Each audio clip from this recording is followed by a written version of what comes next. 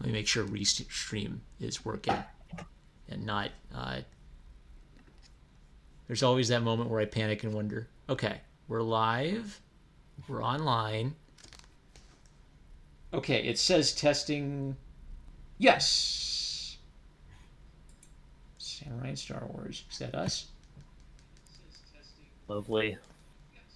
Okay, we're here. Okay. Hi, everyone. We're back. If you can find us from the previous attempt, I don't even know if YouTube will save that because I showed too much. All right. Well, we're back. We were talking about the Hidden Fortress. I had the audacity to play a few minutes of footage in the background, and YouTube decided that clearly what we were trying to do was stream the movie illegally like pirates, yar, and we got suspended. So YouTube learning lesson for me. I figured we'll just pick up where we left off. So let me think. George, were you talking about maybe auteur theory? Yes, auteur theory was it's one of the theories that the person who is the director of the movie is also like the author, meaning they would also write the script. So when you see a movie, you're seeing their vision, that sort of thing. It can also be taken as a super pretentious thing as well. But the theory, I think, is if a movie's thank this one person, and if it's good, let's also point to the director or the writer, or sometimes both. And I was comparing that to how manga in Japan, which also has its roots in cinema. It was very much about the creator slash writer slash artist, all hopefully giving you a pure whatever they're trying to communicate. But all of those things have their roots in silent film, actually, which I wanted to mention. As long as we're cool with the stream and stuff, I wanted to comment on that as well. It's working and we're live. Everything's back to normal. Well, I'm just gonna not play the clip since that's what got me in trouble. Sure. Let's see. But yeah, one of the early influences for Kurosawa he talks about in his autobiography, which, in case anyone hearing didn't hear this part, I highly, highly recommend his autobiography if you love Kurosawa. What was that key quote? What was that key quote? A bad director can ruin a good script, but a good director can't fix a bad script. Something to that effect. Basically, if the script is bad, even a good director can't fix it. But if the script is good, even a bad director can still make a decent movie. So his thing was that he believed that the script is the most important part of the movie, which ironically I think is one of the most neglected aspects of modern filmmaking, which I think is why a lot of movies, including I saw the most recent Rambo movie yesterday and it sucked. Not your thing. I thought the script was the problem. You can't make a movie. You can't start a movie without a spine. The script is the spine. Yeah. Well, the best writers are in television now, right? So. Yeah, that's what they say. Yeah. I guess they have less rules. Yeah. I don't know. There's a lot. Just the whole Hollywood machine. I've never liked it. But one of his Kurosawa's influences when he was young was silent film, actually. And in his book, he talks about how his brother. No, just wow. Oh yeah. In Japan, this is post-war, like right after the war. Japan, I think he was a teenager, and the country was just rebuilding itself, and American occupation and all that stuff. And it's like, oh, here, watch, become more American. Like watch these silent films, and they would import all these movies from all these other countries, and Japan had never seen anything like it before. It was very closed. And Kurosawa's brother, his older brother, who actually committed not life. I don't want to say a word to get you in trouble. Ended his own life when he was a teenager, also, or the early 20s. But his brother was the narrator.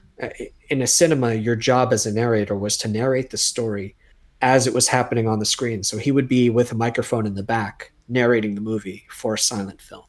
But Kurosawa built his visual or his knowledge of film because he was watching silent films. And I think part of what makes him such a powerful cinematic director and what causes him to do so much storytelling visually is that he was trained on movies where story as the movie was going on visually in front of him. And so there was this participation that happened. Whereas I think nowadays films cause audiences to be passive. Yeah. And why he was so, I guess, because he knew how to tell a visual story. Yeah. Yeah. I mean, all the people who admired him also, they like cinema, I suppose. But for instance, I've never been a huge What, that part cut out? It said you've never been a what? a huge Scorsese fan. Oh, okay. I mean, I like some of his movies, I guess, but and I think Coppola and Lucas, they were all students under Kurosawa, and they're good directors near his caliber. But I guess maybe Spielberg. I don't know. I had, Spielberg. I had an interesting question in the chat from my evil pirate live stream. Punchy Sanchu asked if there is an equivalent in manga, and he kind of asked it in two ways. Like, is there a Kurosawa style manga, or is there maybe like a pretentious manga? And my thought was, I don't think Kurosawa is a pretentious filmmaker at all. He's a very artistically innovative filmmaker, but he doesn't mind making like funny stuff. Like these two especially, they're always doing comedic bits that are a little kid would find these guys hilarious. But maybe that'd be an interesting question. Do you, obviously he's hugely influential in Japan, but can you think of any maybe manga examples where there's a good line from Akira Kurosawa to the manga artist? The most obvious for me is Vagabond by Takahiko Inoue. Yeah, I was thinking that too. Yeah. That is about Miyamoto Musashi, if anyone is curious. More action-packed, but it's deeply philosophical and very cinematic. I actually have to go back and reread it. Because Musashi's the author of The Five Rings, right? Yes. So, yeah, and if you're going to pull from him, he's kind of almost... I can't really think of a good equivalent for Musashi in the West, because Robin Hood's fictitious. He's almost kind of like a single heroic folklore type of character who embodies the samurai ideal, or whose writing has informed every creative artist person who wants to evoke the samurai ideal. Mm-hmm. And then Mifune is the kind of actor who, there are literally dozens and dozens of anime characters that are named Toshiro or named Mifune just because that one actor defines the role so much. I watched a beautiful one called Buta, where it's little animal characters, and there's this little pig character, and he's clearly supposed to be Yojimbo, down to itching the fleas he's got. Mm-hmm. Nice. Yeah. Let me think. I think part of the thesis of Vagabond was, I'm trying to think, maybe Rambo. That's a good point, but I don't mean not the action-packed Rambo, but the more of a warrior philosopher type of character. Musashi's journey, although I don't think Inoue's the series even now. He got burned in it, but that's another story. Oh wow. The first few volumes, early volumes of Vagabond, are about how Musashi, who was named Takezo at the time, was this impetuous young man who just wanted, to violent soldier, and he wanted to fight people. He wanted to be the strongest man in the world because he wanted to prove himself to his father. And then it goes in this weird direction where he meets a monk named Takuan, and Takuan basically beats him up and makes the point of what you're seeking is strength, but actually what you need to find is enlightenment. And he challenges him to find enlightenment by pursuing mastery of the martial arts, or specifically sword fighting. And I think what the thesis of the series is trying to do is, in a way, the artist is trying to draw a line between the Japanese understanding of mastery of anything, your craft, your vocation. By getting so good at it and focusing at it, you ascend it and you reach that state of enlightenment. And I Calligraphy. think, Like calligraphy. yeah, like you get so good at something that actually hit that whatever. Like I haven't studied Buddhism. You reach that state of like, oh, I can fight, I can sword fight without a sword in my hand. I've ascended. Um, Yeah. Warrior monk.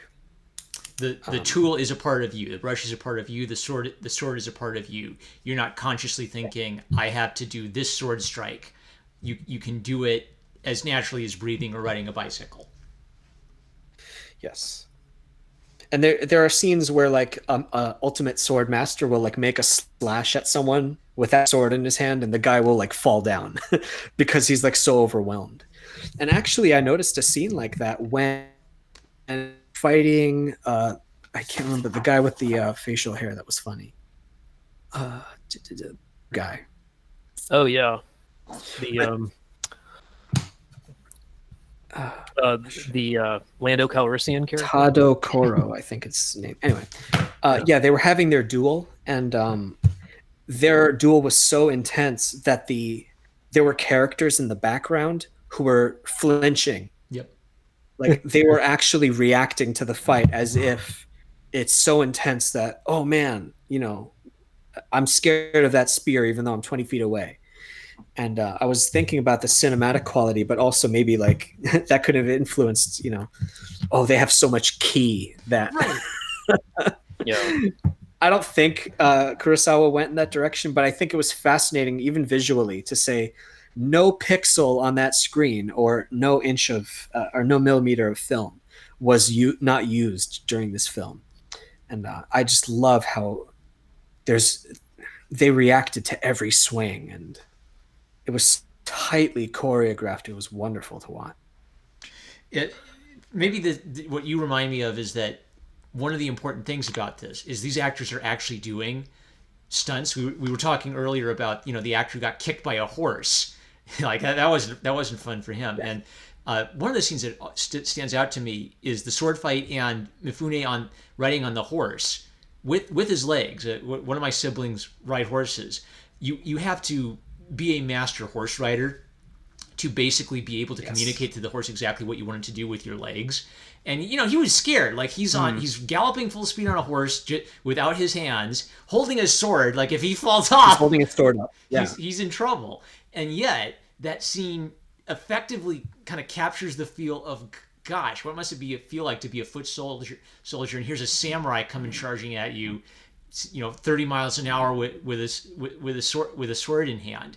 And I think that was everything for Kurosawa. Like he would talk about watching Henry Ford movies, and he'd just tell the details of this scene with a horse in a Henry Ford movie, and that's the feel he wanted. And all of his filmmaking craft would be going to catch that. Like he'd want some cameras going at a low frame rate so he could speed it up and get like a fast moving scene. He'd want some cameras with a high frame rate so he could show the muscles of the horses. And Mifune makes that scene because he's willing to do his own stunt there.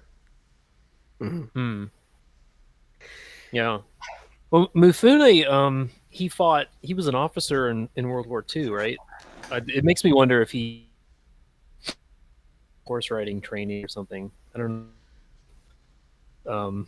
In the Empire service in World War II, but maybe he had some sort of background with that. He pulled it off well. So. In the autobiography, he actually talks about his times or how he got to work with me. And he did an audition. It's a really interesting story. But basically, Mifune came into this studio to be an actor, I guess, and he was given a card that said basically act out the feeling of rage. And in front of all these directors, Mifune just walked into the room and started ripping.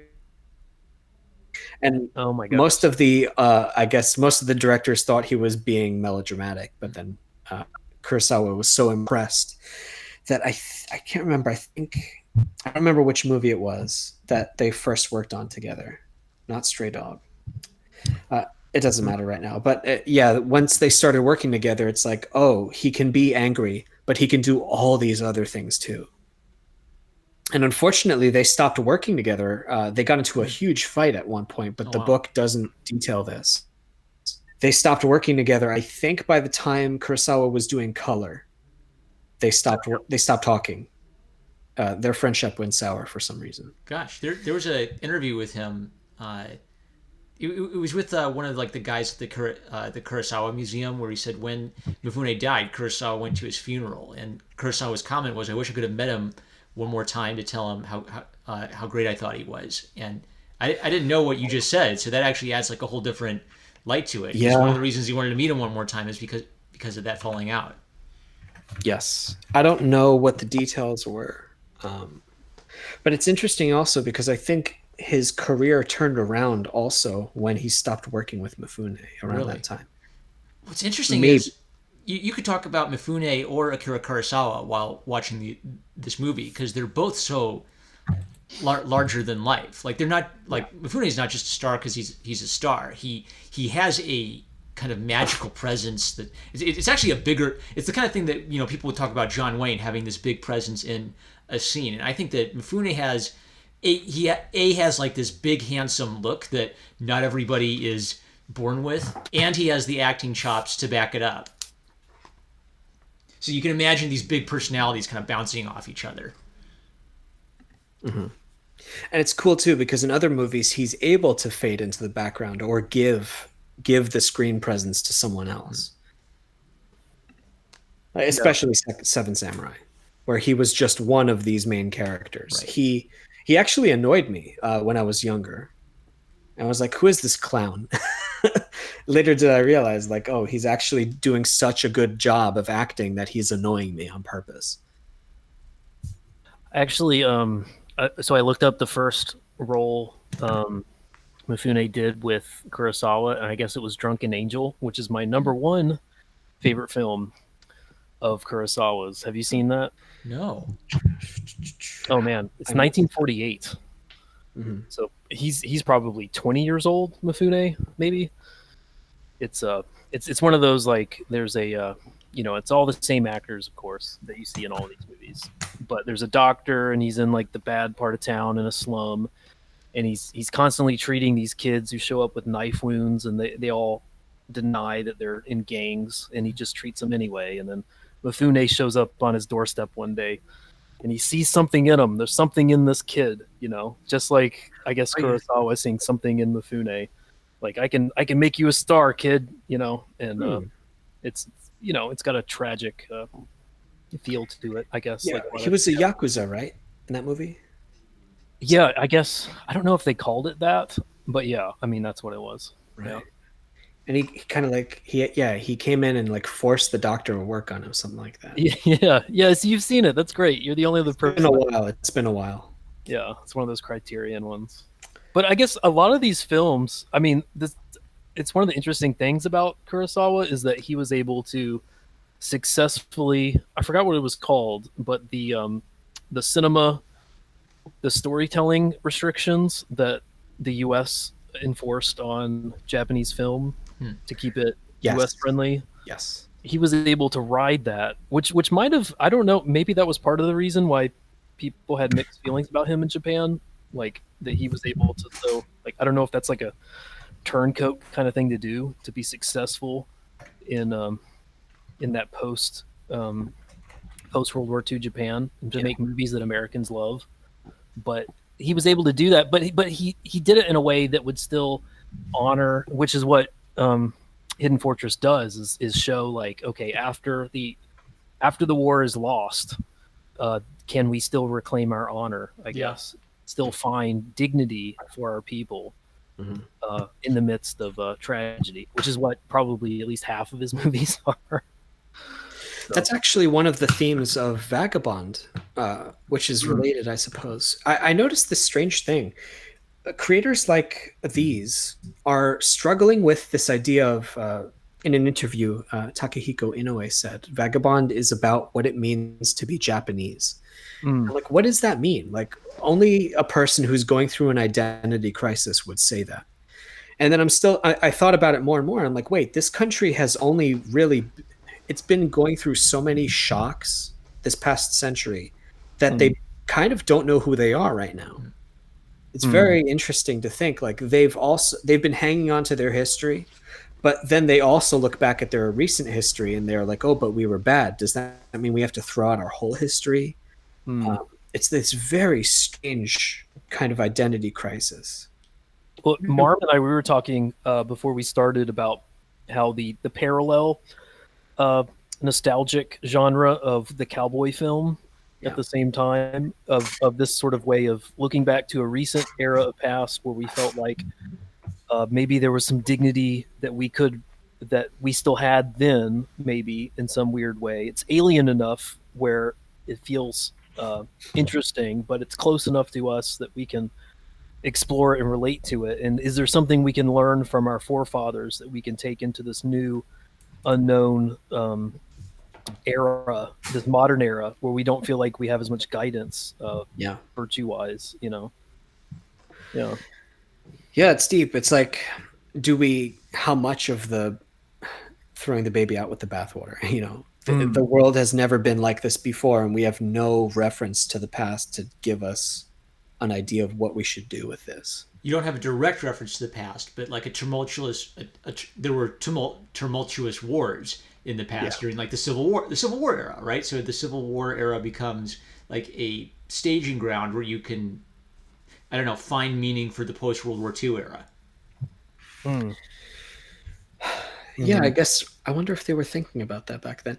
You got Roosevelt and those guys, they wanted to get involved in wars because they wanted to be heroes. They thought it was the coolest.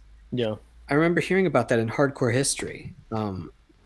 Like the Rough Riders and those guys, they wanted to get into World War One so bad. Yeah. There was what was it? Was it Cuba? Not the 1960s, but anyway, there was all these like different little conflicts where the Rough Rider types would like dive into fighting because they wanted to be heroes. There's some famous quote like there's a part of the human soul that wants to charge into battle and emerge victorious. I think for both the Civil War and the World War, actually, you could make this argument. Our technology developed so fast that you couldn't charge into battle anymore. You'd charge into battle and you'd lose half of your men for almost no strategic value. So our entire attitude towards war had to change, where it's no longer about physical courage. It's now about technology and military strategy. Yes, there's an amazing hardcore history series on that, I think, called Blueprint to Armageddon. And it's about how World War One was the war that stopped wars from being romantic, and it just became a meat grinder. Like they were still using 1800s tactics to try to fight against machine guns. And that's how you ended up with trench warfare and charges and no man's land, because they didn't know tactically how to deal with an entrenched, like, what was it called? Gatling gun. They didn't know what to do against that for 2 years. Yeah. So these guys were just in trenches. No one in human history has ever faced anything like this before. It's like, hey guys, we're charging. For what? And before, at least there was a skill aspect to war, I suppose. It's like, if I practice enough, maybe I can slash down a few guys with my sword and I can be a hero. It stopped being romantic. I mean, there are guns in the Hidden Fortress, I suppose, and like Japanese feudal warfare included guns at some point, but these were single shot rifles. Yep. At some point, you pulled out the swords and you had to, fight old style.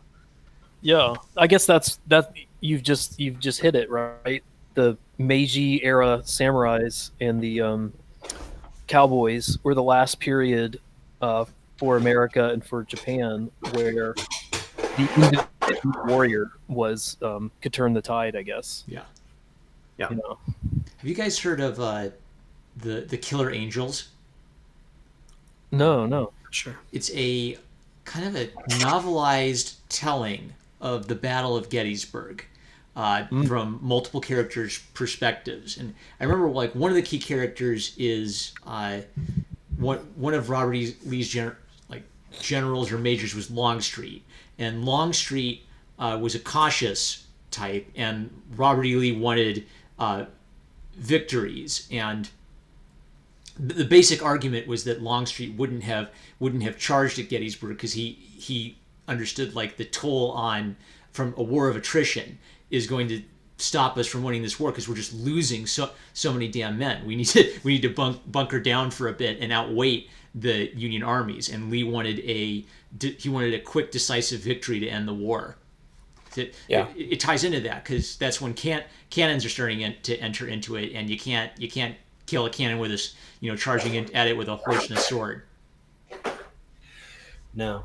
And that reminds me of another classic we got to do someday is Good, Bad, and the Ugly. Yeah, I know. Do you guys want to watch A Fistful of Dollars first? Because that might be like a nice transition point from from Kurosawa to Fistful of Dollars to Good, Bad, and the Ugly. I've been wanting to watch that ever since I watched that weird... it was the Sisters Brothers. That's the new one. That's kind of like a French Western. I still don't know what to think about that Western, but I've really been wanting to rewatch Good, Bad, and the Ugly for a while. Yeah. My favorite Western. I was saying in the chat, I think Clint Eastwood might be the Mifune of the Western, maybe. If you had to have someone, of the philosopher warrior, of the man of few words, who can summarize the themes of a story. He definitely had that laconic hero. Like, he himself he didn't have a character in the Fistful of Dollars films. Like, yeah, that's good. He was more of a archetype, a walking archetype. Yeah. And everyone around him had characters. And it's funny because like he reminds me of what are they called? The Coen brothers. Yeah. They do these characters like the cowboy guy in The Big Lebowski. That's like, why is he at that bar? And I think he actually represents like the spirit of the Old West. Like, he's not really a person. And yeah, it's funny. Like, the dude I think is the spirit of LA in the 1990s. And yeah. but like when you see Eastwood, it's like he doesn't have a name. He has very simple goals, and he almost never talks, and he's always reacting to the world around him. Yeah. But well, we got to go into Sergio Leone at that point. But oh yeah. Jeez.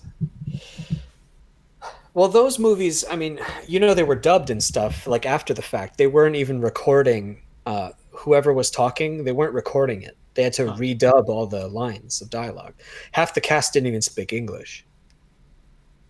So a lot of those movies, the Leone movies, the Westerns, were just filmed for their visual storytelling and pacing. And later, people would go in and re-record their lines and stuff. Yeah, I think that was a common. I mean, just for like outdoor. I mean, there's the added part that they were filming in Italy. Yeah. But even in Hidden Fortress, there are a lot of parts where I was like, I don't think the lips are lining up. It's just a common thing back then, like how to capture audio on site. Did they? I have to check. Man. I mean, I think it was just like, oh, we got to fix that in post, not like, oh, we have to do half this movie in a studio. Which reminds me, did you guys see some scenes which had like some odd cuts, maybe like stuttering cuts in them for the Hidden Fortress? Yeah, like when they were being shot at. Yeah, that one, and there was one where I thought like maybe during the fight, like there was an odd spear thrust, like maybe it was two cuts that they spliced together to save the shot. Yeah. Well, there's that famous shot in Throne of Blood where Mifune's being shot at by arrows, and that actually happened. Gosh. So you get, I guess they weren't willing to be shot at by, rifles or something, and so they had to do that splice. But that scene with Mifune getting shot at by arrows like still makes my skin crawl because he's moving a lot. It's like if he mismoved, and he was so scared, and so they took the cut of him like crapping his pants, if I recall. Oh wow. Yeah. I'm noticing a pattern of people nearly dying in Akira Kurosawa films. no trade union helping them out over there. Man. And I was just recently talking about how old kung fu movies are so superior to recent, even movies that do martial arts these days. And part of that is because we actually like, unfortunately, have to watch out for people's safety. Whereas in Hong Kong, it's like your life means nothing as a stuntman, Mm. but that leads to better fights. Yeah. it's it's I don't even know what to say to that. It's sad. Okay, have you guys seen Five Deadly Venoms? No. No. Okay, What's that? my brother showed that to me when I was like 6 years old. It changed my life. I mean, he likes the dubbed ones because they're so cheesy and ridiculous. That they have that unintentional hilarious quality to them. So Five Deadly Venoms is one of my favorites because the kung fu is good.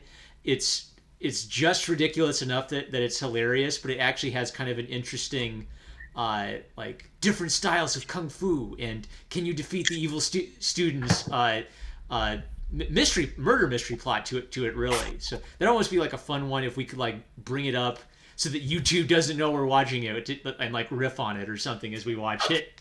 Yeah. Yeah. Man. What's the deal? If this is too meta, just stop me. But what's the deal with why did Kung Fu become such a cinematic hit? You know, is it because like it's there's no blood? I guess. I mean, a lot of them do have blood, but there's no swords, so maybe they can get through restrictive like film standards. I guess with. I think Americans just like other people's stuff, you know, cultural appropriation. Wow, you have a whole martial art that's got like a cool religious subtext to it, where your religious beliefs kind of inform your martial arts moves, and you can like move a guy around and manipulate his body. I want to make movies about that. I mean, that's kung fu, right? They didn't think Bruce Lee. They didn't think America was ready for a Chinese star, so Bruce Lee didn't get the role. That Daniel Carradine got the role, and they made the character half Chinese instead of Chinese. So it'd be at least somewhat believable to have Carradine in the role. Well, there were a couple of instances. Bruce Lee started everything when it came to that, and then there were a few years of silence after he died. Jackie Chan, I think, made a big splash when I was, however old when Rumble in the Bronx came out, and then I realized, wait, there are a lot of good martial arts movies that were made way before this. Yeah. And so I started going through video stores and like asking specifically, do you have any like Asian action movies? And then I discovered films like Hard Boiled, which is, I still say, the greatest action movie of all time, in terms of just like raw action. And you get amazing martial arts fights. Like I was talking about this a few days ago with like Wheels on Meals, if you've ever heard of that. No. If you have to type that in, Meals on Wheels, Wheels on Meals. Wheels and on. Jackie Chan. Yes, this actually, anyone listening, he fights this dude named Benny the Jet Urquidez, and it's the greatest martial arts fight in film history. And it's incredible. And Jackie Chan was like this young 21-year-old, like he was so skinny, but the fighting is so good. And when I went back and realized what a good fight looks like, it actually spoiled all fighting for me ever since. Yeah. Oh, that's so sad. But like, Jackie Chan's great because, like, I mean, how many people are as talented as him and yet know how to make their movies funny? yeah. You know, at the same time, I think that's what he. I mean, I don't know kung fu as well as you guys, but I feel like that's what he added that other people lacked. You know, Definitely. The closest one I think I've seen is, I don't remember if it's called Drunken Master or Drunken Fist. So he remade it later in his career, but there's an early version of it when he was still a Chinese star before he transitioned into the American market. It's that similar thing. When he's so young, he's clearly like in peak physical condition. He does like funny facial acting, so you laugh at him as you watch him go on his journey. Yeah. Someone said Jackie's better than Bruce in the chat. I agree, actually. Maybe just from an entertainment aspect, definitely, and also kind of maybe from a choreography aspect. Like the thing that always stands out is he's using the environment. He's finding weapons of opportunity that are comedic, but then he's actually using them in a creative way. Yeah. He was actually, gosh, what's that black and white comedian that was always like having tables fall on him? Buster Keaton. Yeah, Jackie Chan was a huge Buster Keaton fan, and he took a lot of his comedic timings from Buster Keaton. That makes so much sense. Like his fights are funny and amazing to watch. There's stunts nonstop. Buster Keaton almost got killed so many times doing his jokes. Yeah, yeah, like using the environment, using random weapons like opportunistically is kind of funny. You know, that fits the whole thing. Here's this ladder I'm going to hit you with. Yeah. And not only that, I'm going to spin her around like I've been practicing with it for 20 years. Yeah. Oh man, yeah. Jackie Chan's the total package. I mean, he's funny. He's a good actor, decent actor. In Legend of Drunken Master, the more recent one, he actually did good acting. The fighting was amazing. I mean, you got guys after him that came out like Jet Li, but he used a lot of wire fu, so not as I think Jackie Chan's better for that. But also Tony Jaa. After that, he tried to pick up the torch, but I think Ong Bak, he peaked with that, and then he never really picked it up afterwards. But Wait, was Jet Li in Ong Bak? No. I think he was before Ong Bak by like 10 years or so. You know, semi-retired and all that stuff. I think I've seen the first Ong Bak, and what kind of stood out to me is, wow, the martial arts is the best part of this movie. And it's not as funny as Jackie Chan, but once you start getting into it, then you can just start to like say, well, okay, I'm not enjoying this for some things, but I can just purely enjoy the martial arts sequences basically for what they are, because there's almost like a romance to battle where every little action and every decision is kind of its own mini story you're watching unfold. Yeah, that actually brings up a theme from what movie did I just see? The Hidden Fortress.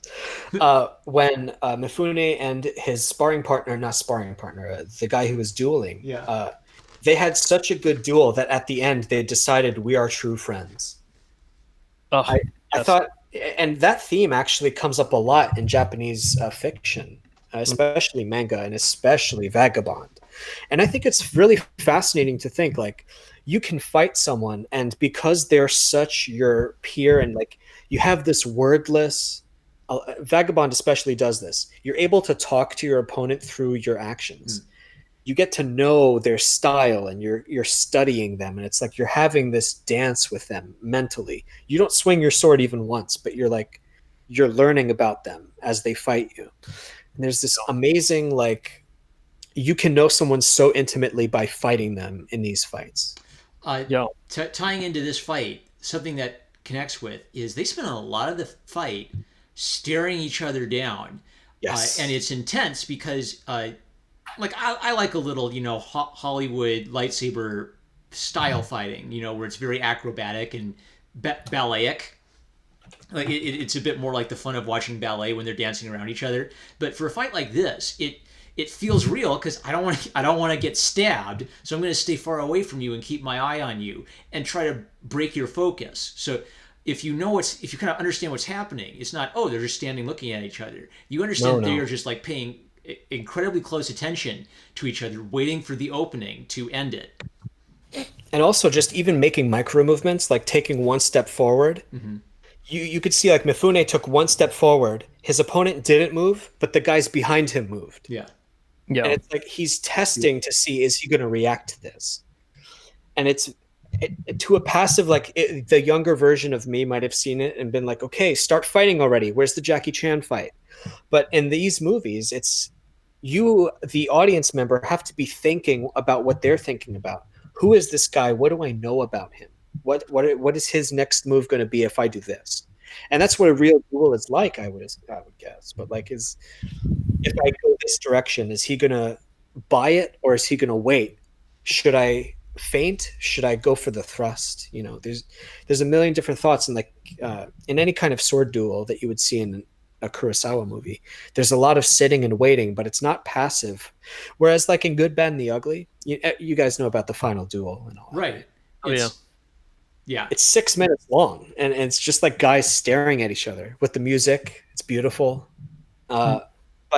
But it's more than just that. You're thinking about everything you know about all of these characters, and they're thinking about, okay, well, at least two of them are thinking about, if I shoot this guy, then this guy's going to shoot me, and it's like, so who do I aim at first? Yeah. And so they're just thinking, and the audience hopefully is also thinking, and it's the most, to me, it's one of the most intense fights in any, anyway, it's super intense. I have to kill the guy who's most likely to kill me, Yes. but he's going to go for me if he thinks I'm most likely to kill him. Yeah. It's, you don't see that very often anymore. And then direct line to Samurai Jack, or even like down to the score. They'll borrow from the score for The Good and the Bad and the Ugly for the last season of Samurai Jack. Yeah, well, the theme is like creativity is always I'm going to borrow from, and I'm going to create an idea for next person. So I always get a tiny bit annoyed when people say, "Oh, there's only like seven plots, and you tell the same story over and over again." Obviously, you borrow ideas from previous generations, but it's your process of taking all of that and I guess putting it through your imagination that is making a new thing from the old thing. That's the beautiful thing is, of course, that these are all old ideas. Of course, they've been tested and experimented and done over and over and over again. But your creative process is the process of maybe combining it in a unique way, maybe just doing a similar thing, but just putting your spin on it. What you wouldn't want to do as a creator is copy it from the surface level downward, Right. or just don't just copy the surface level stuff. You're going to end up with a facsimile. Whereas like the kinds of influences that made Kurosawa inspired to do those fights in the first place was because he did kendo as a kid.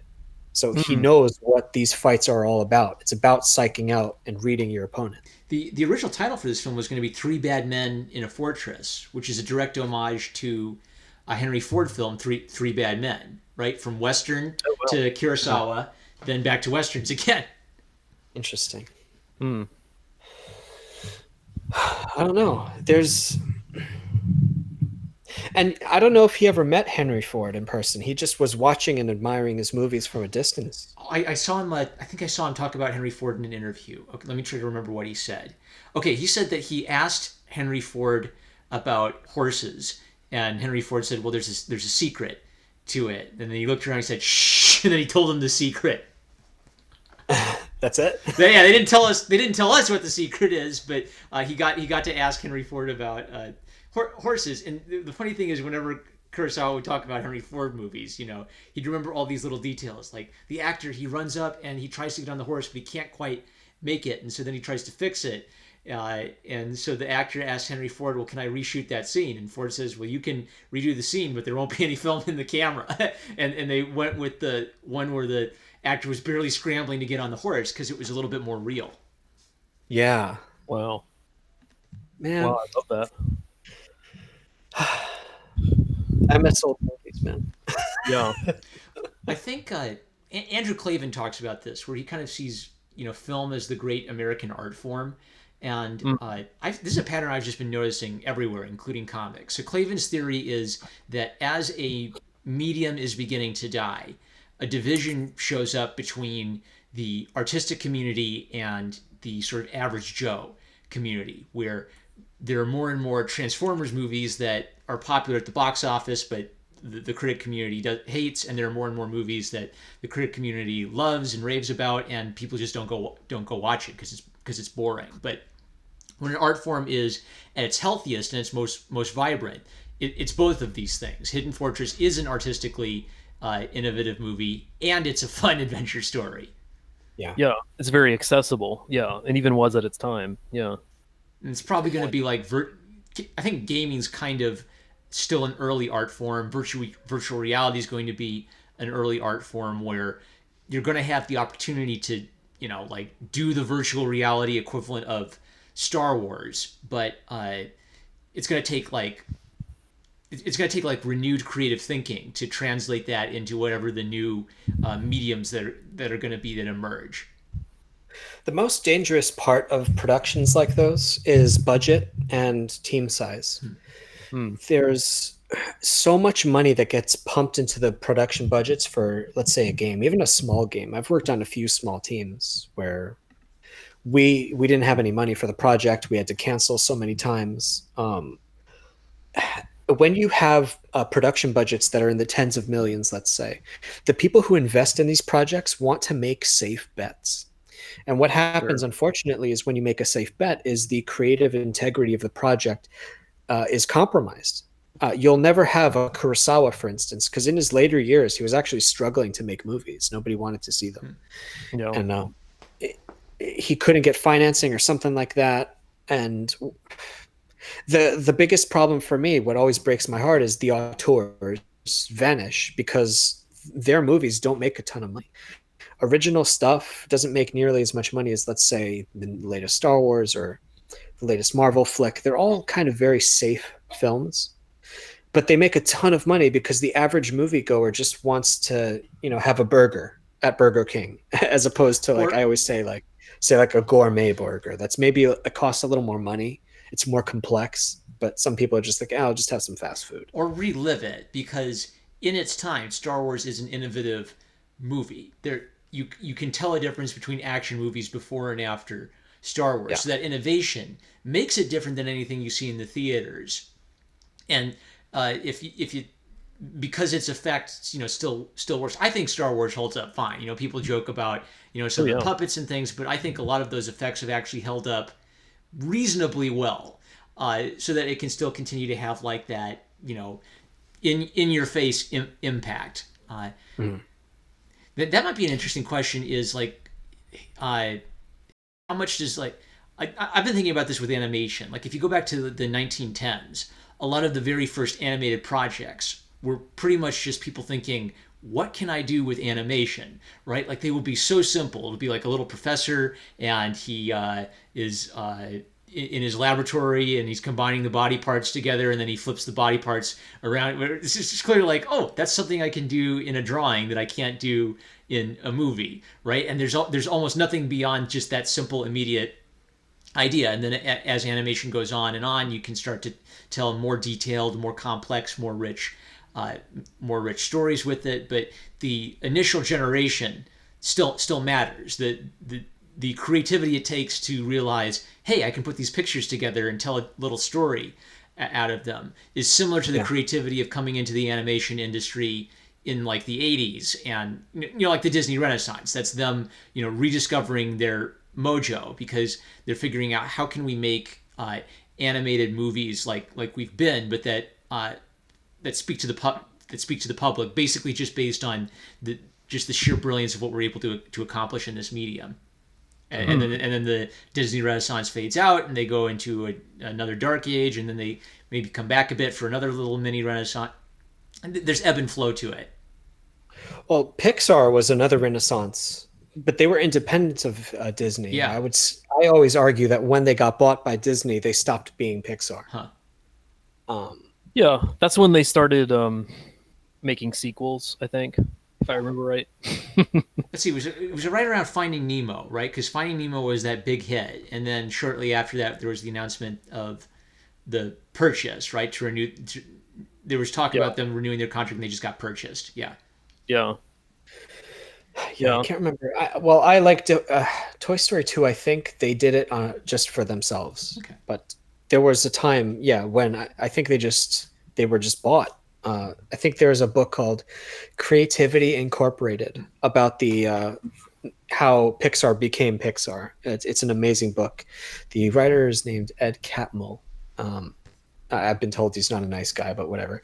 The book is really good, and it's about how Pixar came to be, got bought, and unfortunately, I think, how it started to fall apart when I have this problem, and everyone's been seeing it with the recent Disney stuff with Star Wars and everything. But once Disney corporate gets its tentacles around a property, it's like, okay, well, let's focus on whatever makes the most money. Let's take all the risks out of this project, and we'll just keep making money until this thing is bled dry, basically. You can't be embarrassed of your corporation's successes in order to keep making successes like what built you up. You can't be embarrassed by the Disney princesses being not feminist enough and make good princess stories after that.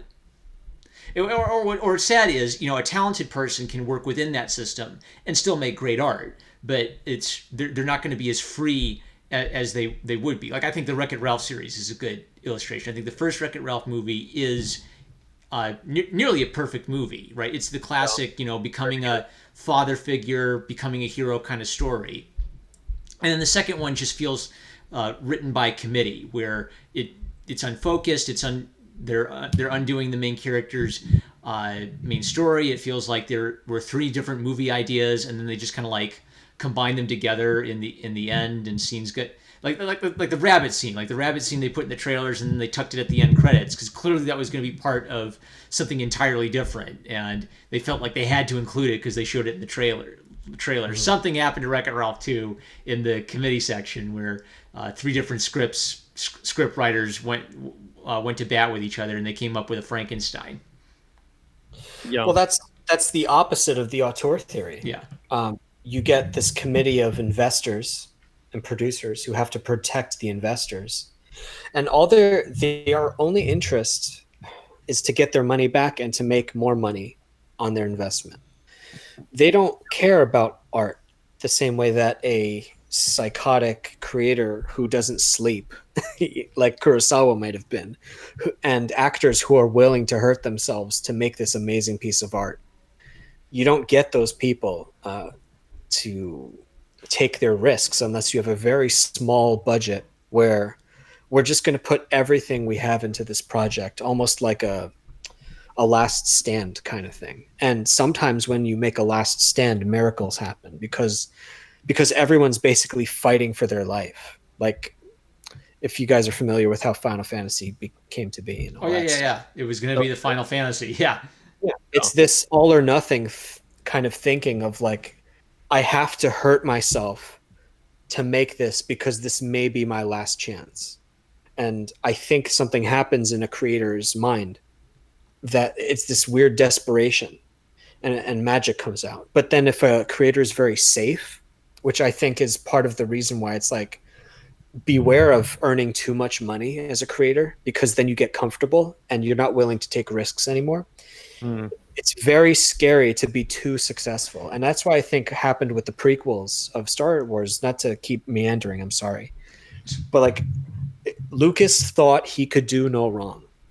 What he needed to do was give himself very tight budget limits and give himself this idea of, no, I have to treat this as if, like, I don't know. He just didn't take it seriously. Or ironically, not see yourself as the only voice. So there's auteur theory, but there's also like the Empire Strikes Back was not directed by George Lucas, right? That's true. So someone else has a little bit of input on the project. And it's kind of like, if you're used to seeing something or assuming something, you may not see the gap in logic that the audience will miss, but the outside perspective, they see the gap and they want to fill it in. So that's the funny thing is, the corporate aspect of movie making can spoil it because it removes the individuality of the piece, but it can also maybe help flesh out the world for an individual who's maybe too limited in their scope, right?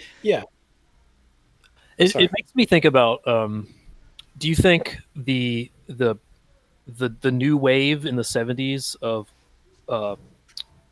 auteur, I always say that word wrong, auteur filmmakers in America who were inspired by Kurosawa, like Coppola and Lucas and Spielberg,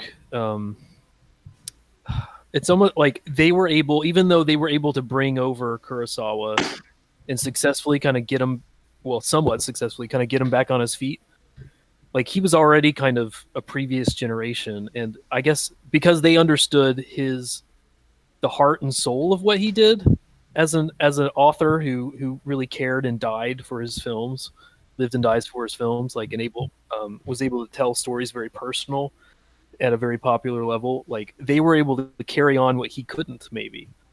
With his second win that he got in the States and making films for Russia and stuff like this, that just never made it to the Seven Samurai level of but people were able to honor what he did and even honor a lot of the tropes and stuff that he discovered and developed, like with Hidden Fortress, and just carry it through to new, fresh, original concepts. Like Do Star Wars. artists have an effect on how the previous generation of artists are perceived and remembered?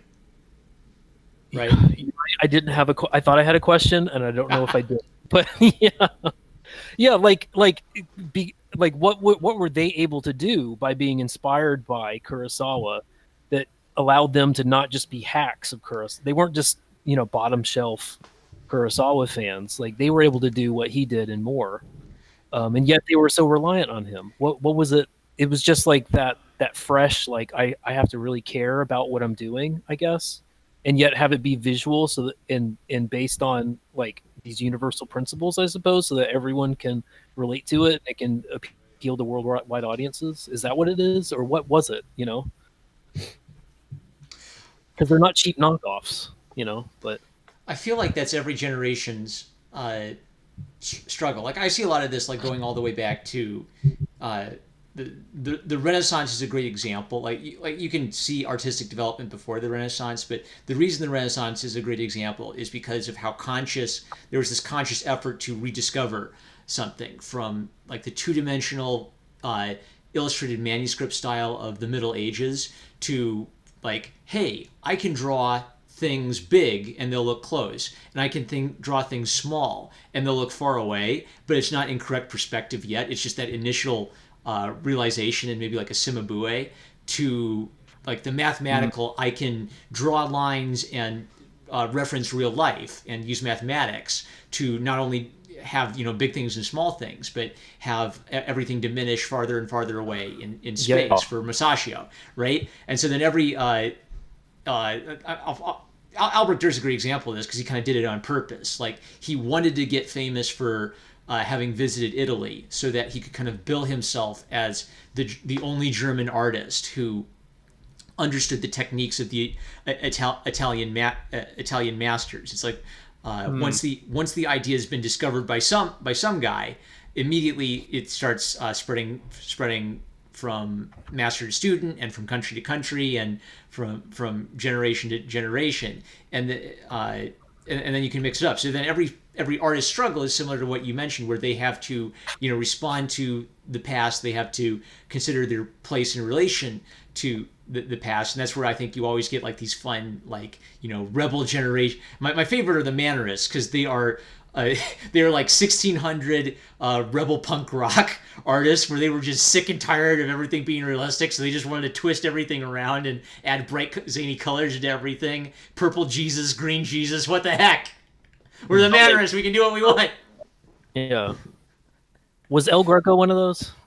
Okay, El Greco is kind of weird because he's Spanish, right? So I think the Spanish had their own little kind of culture to them. So, I think the big thing about El Greco was he would be painting large for churches, so he'd be expecting you to be standing far away and at a low angle to look at everything. So everything looks really distorted, but maybe it's a little less weird if you're like craning your neck up to look at it on the steeple. But yeah, if you look closely at his paint application, he's just doing big slashes of paint that almost feel like like 1950s abstract expressionists splashing it on there. It's just that when you step away from his, it resolves to a kind of distorted human figure. Yeah.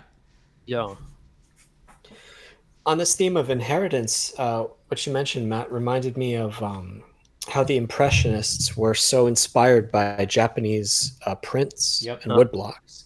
Yeah, it's interesting to see how all these years and years of tradition. I mean, they're Impressionists anyway. They were anti-tradition because they were rejected by the tradition. Yeah. Or I don't know if it was a chicken or the egg thing. But by the time they saw these Japanese woodblock prints, they're like, wait, simplicity can be beautiful as well. Which is funny because to the Japanese, I think by this time, they had already developed this thinking, is that simplicity is the mark of mastery. It's not a reductive thing for its own sake. So maybe the Impressionists misunderstood that part, but Japan had this long tradition of like, even from bonsai trees and like, it stems from Buddhism, of course, but like I can make one slash on a canvas. And the reason that I made that one splash is because I've been meditating on how I'm going to do it for days. Mm-hmm. and this is the master stroke. Whereas these idiots in America think I'm going to draw a dot on a canvas because It's it's this disgusting distortion they're of they're what was. they're taking Mhm. the idea and running with it, and it's almost like in philosophy where you'll have one great philosopher, and then descendants, his disciples, will want to carry that idea to its logical conclusion, which means they'll keep going more and more in an extreme direction, and then an opposing group of philosophers will rise up to oppose that, right? Yeah, yeah, And Yeah. in music, there's a parallel too, where a lot of Japanese music has like this empty space to it, whereas Western music they're kind of filling the space, uh, almost. I think Western music seems to have like a lot of focus on chords and progression, and Japanese music might just have like that long, but uh, uh, could Mm. I actually read a quote for you real sure. quick? No, this is actually really, really relevant. Come on, come on. I'm so sorry for taking time to find The this. Kurosawa quote? It's a Hayao Miyazaki quote. Oh, neat. Yeah. Roger Ebert was talking to him. I'm going to actually go back one paragraph to make sure I get the context right. Um, so I'll read it. I told Miyazaki I love the gratuitous motion of his films. Instead of every movement being dictated by the story, sometimes people will just sit for a moment, or they will sigh, or look in a running stream, or do something extra, not to advance the story, but only to give sense of time and place to who they are. And Miyazaki responded, "We have a word for that in Japanese. It's called ma, emptiness. It's there intentionally." And Ebert said, "Is that like the pillow words that separate phrases in Japanese poetry?" Uh, Miyazaki says, "I don't think it's like the pillow word." He clapped his hands 3 or 4 times. He says, "The time in between my clapping is ma. If you just have nonstop action with no breathing space at all, it's just busyness. But if you take a moment, then the tension building in the film can grow into a wider dimension. If you just have constant tension at 80 degrees all the time, you just get numb." So that quote, I mean, there's more to it, but basically it made me think about how when we see empty space in Japanese artwork and poetry and music and stuff like that, it's intentionally there to make you the audience member fill that space. It's pregnant with meaning. Whereas if I was looking at it from just the surface level, as a young art student, I'd be like, oh, so I guess I'll just leave empty space here just because it looks pretty. But that's not why it's supposed to be there. But I guess that's what happens when you don't have when the teacher doesn't explain the kung fu to you. It's a holistic mindset. If you're only looking at art through the perspective of the elements of art and the principles of design, or I love those, right? But that's an analytical tool for looking at your art. You could say by having 30% white space here, I am balancing the 30% black space over here. But that's not exactly the same thing as creating an image and understanding intuitively, is this a good image? No, it again goes back to that cheesy Japanese thinking of like your vocation is you are your vocation. It's not just a job. It's something that is so deeply a part of you. You wake up thinking about it. You go to sleep thinking about it. It is the thing that will lead you to enlightenment or something like that.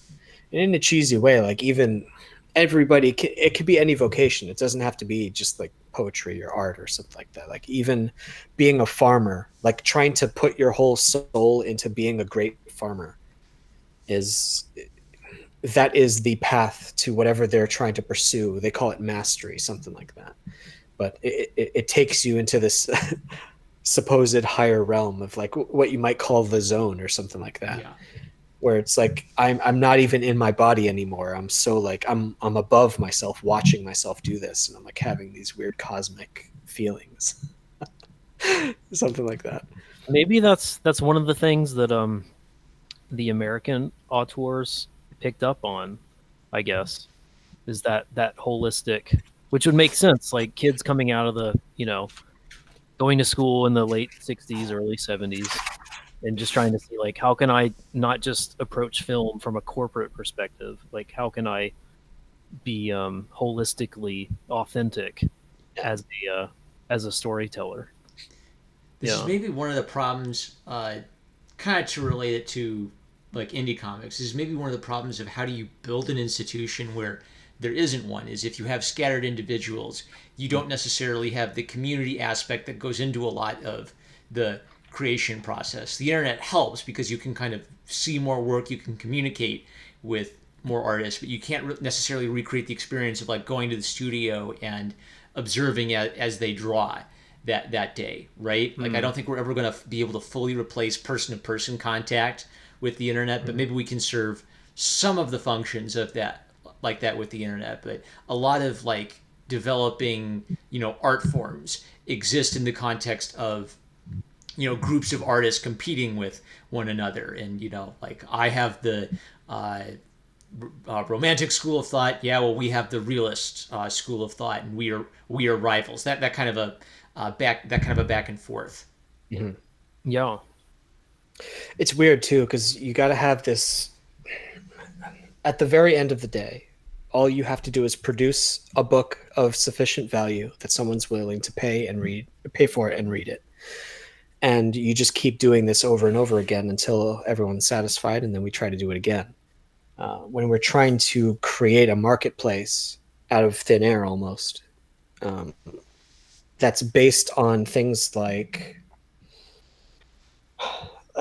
the marketing of it is the biggest challenge, I think. Like, because Oh yeah. if I go into a comic shop, I can ask, "What should I read? What do you recommend, store owner?" And they might point out some books, and I might browse around. But online, like I have to actually know what to type, uh, or what communities to browse through. Or There are so many trust indie Google to books read out there, and your I have no mind. idea what to read. Trust Google to read your Huh? mind and know your search history to recommend it to you. I know. I mean, I was Yeah. actually at my local shop a week ago or something like that, and I was talking to them about the state of the industry and all that stuff, and they were Mm. saying sales are so down because nobody even comes to stores to browse anymore. Oh They already man. know what they want to buy when they go to the store, and they buy it and they leave. Mm. And it's like, how can I was trying to ask them, like, how can us indie creators, like, how can we help? And she's like, no, we're screwed. And like, well, I don't know what to do, how to partner with LCSs, where it's like, can I at least bring my book in here to sell it? And it's like, yes, but the profit margins are so small that it almost doesn't matter. It's not even worth our time. I'm still going to do it, but I don't know how we as indie creators, for instance, can help an industry where store owners would have been our allies, promoting our books, putting them on shelves. Yeah. But online, at least we can make, there are fewer middlemen, so we can make higher profits, I suppose. But from a business perspective, if a creator doesn't have enough money to make the next book, the art form is just going to be hobbyists and the mainstream. And the occasional, freak creator who just needs to make this book, and it doesn't matter how much it costs them or how many years it takes. I have this book in my soul. Yeah. That one miracle that happens once every 10 years. Yeah. The auteur. Yeah. Yeah, Mm. maybe. Mm. I don't Yeah, know. it's a challenge. I mean, I guess one of the things that we're discovering as we're kind of floating through how to do this is, do you make your comic as a, I guess like a, is it the merchandise to, and your brand is something greater and large, your brand is you, I guess, and your comic is just something on the side, because it takes a while to make these things. It takes everyone a long time to Yeah. make them. And how are you going to provide entertainment? It's a real issue. How are you going to keep people interested in remembering you? Maybe 3 paychecks down the road, or maybe a year down the road when they finally get around to buying your comic. I mean, Yeah. it's a valid issue. That people don't just scroll through Kickstarter anymore and just blindly pick stuff. No. Yeah. And I guess that's what Kurosawa's problem was by the midpoint of his career, I think. If I remember from his autobiography, I think he stopped writing it by that point in his career. But people in Japan seem to have gotten sick of his movies because they were too traditional and too romantic or something like that. Oh, really? Yeah, Oh, he wow. he was declining by the time he came to. I don't remember. Yeah. Rashomon was what awoke the Western audiences to him because it Yeah. premiered at France, I think, at Cannes. Oh, wow. So then he had a few good movies because of that. But after that, his people lost interest in his movies in Japan, and he wasn't able to get funding, and all that stuff happened. Yeah. Um, Yeah. but I guess he just wasn't able to get investors because to make a movie you need millions and millions. You need investors to trust you to get a return on their investment plus interest. Yeah. Uh, And he kept making giant films. I feel like all of his films after, like, once he got that second wind he got in the late, I guess it was the 70s onwards. yeah, Like, all his films are epic, right? yeah, Ron and Kagemusha, Yeah. enormous, Yeah. very ambitious, but I Yeah. don't think it has mainstream appeal, Yeah. which is terrible. Like, how do we? But sometimes, I guess, if you're like a Miramax, let's say, Mm. sometimes you put out a whole bunch of junk movies to earn money, and then sometimes by accident you get a Pulp Fiction, Mm. Yeah. seemingly by accident. Yeah. But you have to be willing to take these risks. But then I think a movie like, let's say, Kagemusha would have been an award-winning jewel in the crown of whoever financed it, but it didn't get popular in this studio some clout in the industry. It's a category. I Yeah. don't know. Art versus commerce is like this most timeless tug of war in any. But what I'm so sorry to get off track. I'll stop with this. What kills me is just like the stuff that's the most remembered is the stuff that seems to not make a huge splash in its own time sometimes. Mm. And it's so art stuff that survives the centuries are the stories and the paintings that speak time and geography. So if if I'm reading a manga original language and I'm enjoying it, it's because I like what I'm reading. It's beautiful. It speaks to me all the way across the world. Or if I'm reading a Mm. book that's 100 years old or watching a movie like Casablanca that's almost 100 years old and it still moves me, that's a Mm. work of art. It's Mm. not just a piece of crap that someone pooped out and they made some money.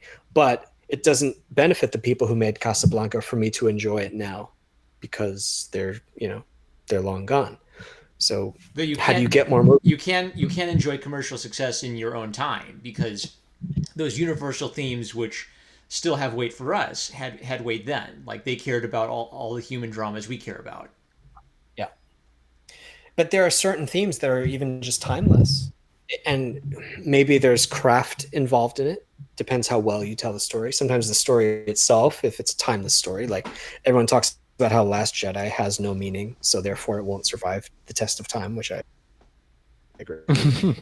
Um, but Empire Strikes Back talks about things like family and your origin. And gosh, to go back to one of the things that really moved me was the prince's journey of, she grew up in a castle, not understanding what it's like to be a commoner. And then she goes to like the towns and she's walking through those beads Oh, yeah. and like seeing what it's like to just be a commoner. And she goes to the fire festival and all that stuff, and she dances and sings and has a great time, and she doesn't care about the gold necessarily. And by the end of the movie, she says she's ready to die because she was so moved. And like, I don't know, that spoke to me in a way that, like, how many across both time and country, I still, as George here in New Jersey, I was still moved by something that could have been ancient. But even a Mm. 1,000 years ago, someone hearing this story might still be moved by it. That's how you know it's a piece of art. This is It's some meaningful. this is something Mm. which isn't like they don't like hit you over the head with this in the movie, but after the princess saves the simple girl who's being threatened with being put into sex slavery, uh, she's like restating her problem from earlier. You can tell me to be mute, but you can't tell me to mute my heart. which is the continuation of her problem. She doesn't know how to cope with her emotions. She doesn't know if she can feel empathy for people. She feels empathy for this girl. It's a continuation of Toshiro's character because he's an honor and duty kind of guy. My sister's died, I'm hurt, but my job is to put on the stern face and protect the military objective. The princess and the gold are the military objectives. And at first I thought, well, she's not going to be able to convince him to change his mind. And she convinces him to change his mind by kind of asserting her authority as a princess. And then throughout the movie, Toshiro ends up continually saving this peasant girl, kind of silently, and you almost don't notice him doing it. He just sort of naturally does it. Where the implication for me is that he is a military mindset kind of guy. He's the world is tough princess kind of a guy. But because she's actually a leader, that means it prompts him to be more sympathetic than he's naturally inclined to be as a soldier. Yeah. We keep going back to that. Like, every character has an arc. What good writing. Yeah. It's so cool. It's simple, but it's so meaningful. What a complete movie. Yeah. There's, While being funny the whole time. It sounds so serious the way, but it's yeah. Even by just as an aside, the same actors most of the time play very serious roles in his films. Like, they're the comic relief, and they do a good job of that. Yeah. Kudos to them. I hate your blinking face. I hate your gritting teeth. Don't let me see those teeth again, or I'll knock them out. And then he's begging his friend, let's go to heaven together. Let's Isn't that beautiful? Yeah. Let's be best friends when we get to well, the they're village. so simple-minded. Yeah. I love that. We'll still be friends. Yeah. Right. Oh, And they're like the excellent writing. The monkey, sorry, monkey go with ahead. his hand in the jar, right? Whenever there's gold around, they're the monkey with the hand in the jar, where they cannot stop themselves. Have you guys seen? I hope you guys have seen this. Have you seen the recut edition of The Thief and the Cobbler? No. No. Oh my gosh! All right, it ties into a lot of what we've been talking about because Richard Williams is obviously like this brilliant animator. He's dedicated to his craft, brilliant vision. He spent 30 years trying to finish The Thief and the Cobbler.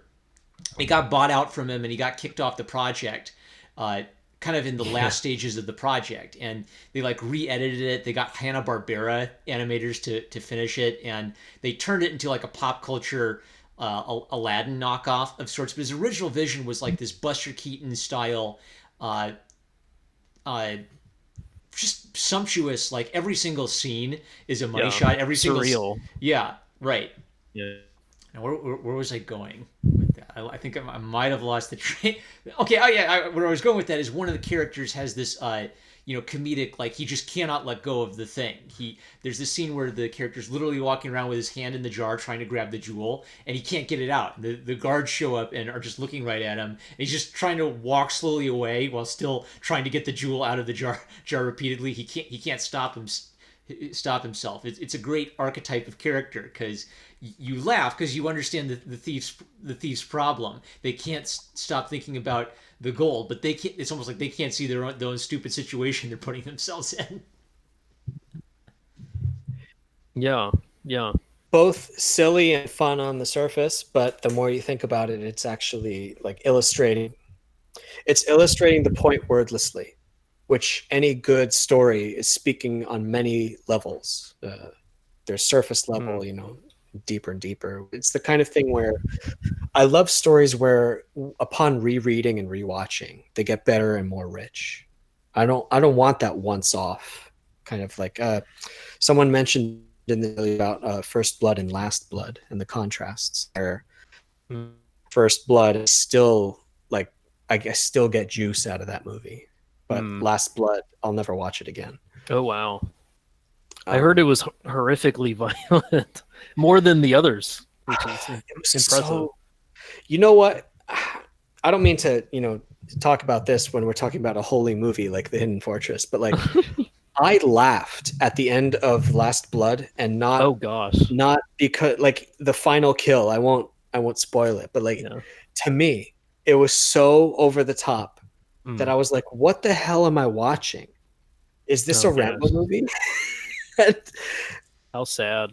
it was crazy. Like, I get what the movie was trying to do, but I'm such a fan of First Blood that I'm watching this movie with a character named Rambo, and I was thinking, like, this is in a choose your own adventure story. There was the Rambo who went to jail at the end of First Blood, and then he turned into somebody else in Rambo 2. Yeah. And Rambo 2 and 3 are fun, but they're not the First Blood. It's a movie at all.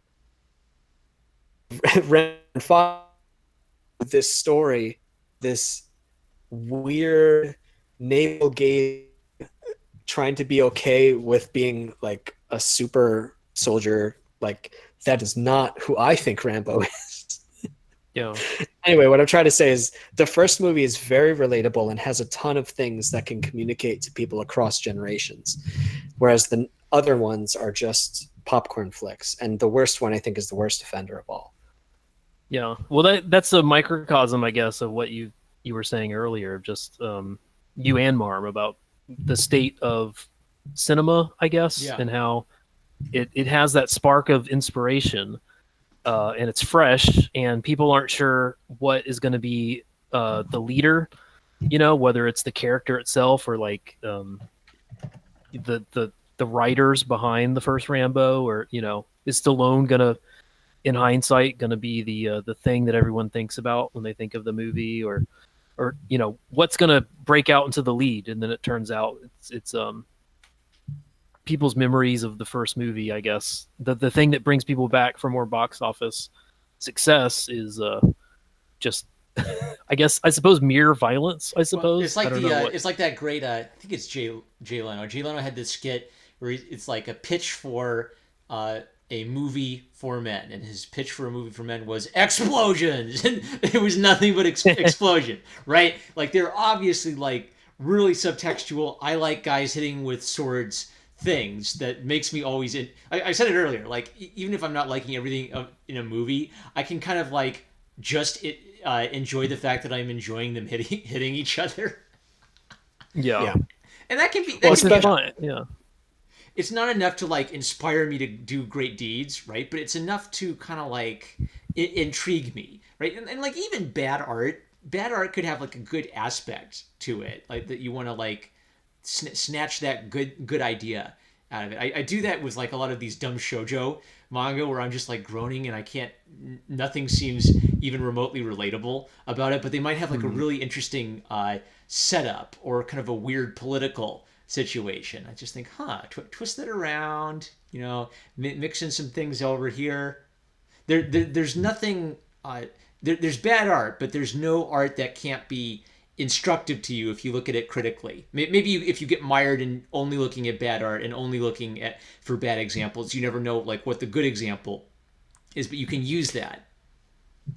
Yeah, and if you only look at the best art, you're not going to miss out on this rich experimentation that's going on. Yeah. Where like, I don't know if you guys are huge gamers or not, but like, if I only play AAA titles, then I'm missing out on all these weird mechanics. Like, there's this game called God Hand that's garbage art and stuff, but it has one of the most fun fighting mechanics ever made. And it's like the whole game is crap, except it's so fun to play. And us as artists, let's say as creators, we have to study not only what makes a good book good, but if I read a bad book, I have to ask myself and analyze, why is it bad? How do I avoid it? Is there anything good that I can adopt and learn from? If you're in a state where you think like as a creator you've made it and you have no more room left to grow, I think you're doomed. But we're talking about like learning lessons from bad stuff or poorly made stuff, where I don't know. Whereas I have the curse of like, and my wife has this curse also of like everything we make is crap, even if everybody says it's good. We're like, in our heads we're like, no, it's garbage. Hate it. I'm throwing it away. Yeah. It's weird. Well, it's the curse of the auteur, right? Of putting everything that you care about, everything that's central to you, put it just bleeding it out onto the pages. of your comics, and people like I heard you on another stream, George, talking about when someone's like flipping through your comic in front of you and just kind of like casually, perusing, taking a couple seconds per page, just kind of, oh yeah, this looks all right. Yeah. Like that. There's nothing more anxiety inducing than those few moments, and I can Yeah. relate. That's probably common for that reason. They're just kind of casually glancing through your heart and soul. You're in real time watching the consumer side of the consumer artist relationship. Like you can almost see the gears turning in their head. Is this hot dog worth $4 to me? Yeah. It happens a lot at conventions when you're selling your book. Somebody walks by your table and either does or does not pick up your book based on the cover. Yeah. Or they start flipping through and then they look at the art and then they put the book back. You're not sure what page they were looking at. Ooh, yeah. There's a million things go through your head. But conventions aren't a great example of, I don't know. I don't think it's good for, how do I put this? We use the word medium when it comes to art. And medium as in I'm communicating to my audience, or a creator is communicating to their audience through an object or a thing that is called the medium. So the book is my way of communicating to you, but I shouldn't communicate to you when you're reading the book. You can tell me what you thought of the book afterwards, but it's the book is now the thing that is our bridge between the two of us. So I'm putting these ideas into this book and these pieces of art, and now it's for you to interpret, and then you can tell me through words or whatever using that medium. Tell me what you thought of it. But Mr. if Giotto, I get hung up on the thing itself, and the craft of it.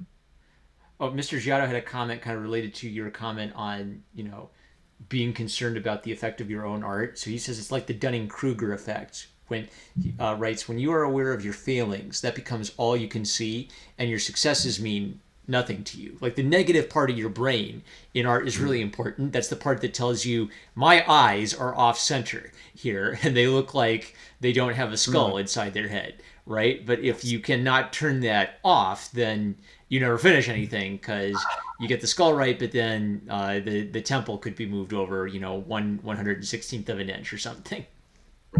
But as an artist too, the thing that I have to keep telling myself is the audience going to get pleasure from this? And whether or not, like, all right, so I can focus on every square inch of my panels and worry about like, oh, this eye is wrong, or this color is wrong, I need to change this color. But I have to ask myself, are the audience members going to get hung up on the same things that I'm hung up on? Or is the story being communicated well enough and I need to move on to another panel? Because there are other panels where I don't want anyone reading my books to ever remember that they're reading a book during their session. Like, I want them to get sucked into the story, and then when it's done, be like, wow, that was a fun little vacation I just took. If that is the time to ask yourself, like, clarity is the magic word. Am I telling my story clearly? Is there anything in these pages that will make the reader fall out of the book, break their suspension of disbelief? That's the stuff that we have to obsess over, not things like, could I draw this cloud better? Yes, but who cares? It's not going to affect anyone's reading experience. Yeah.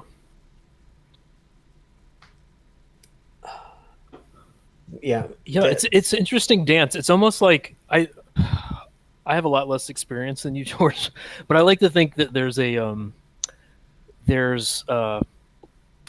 like variable boundaries that you have to establish pretty quickly in your comic.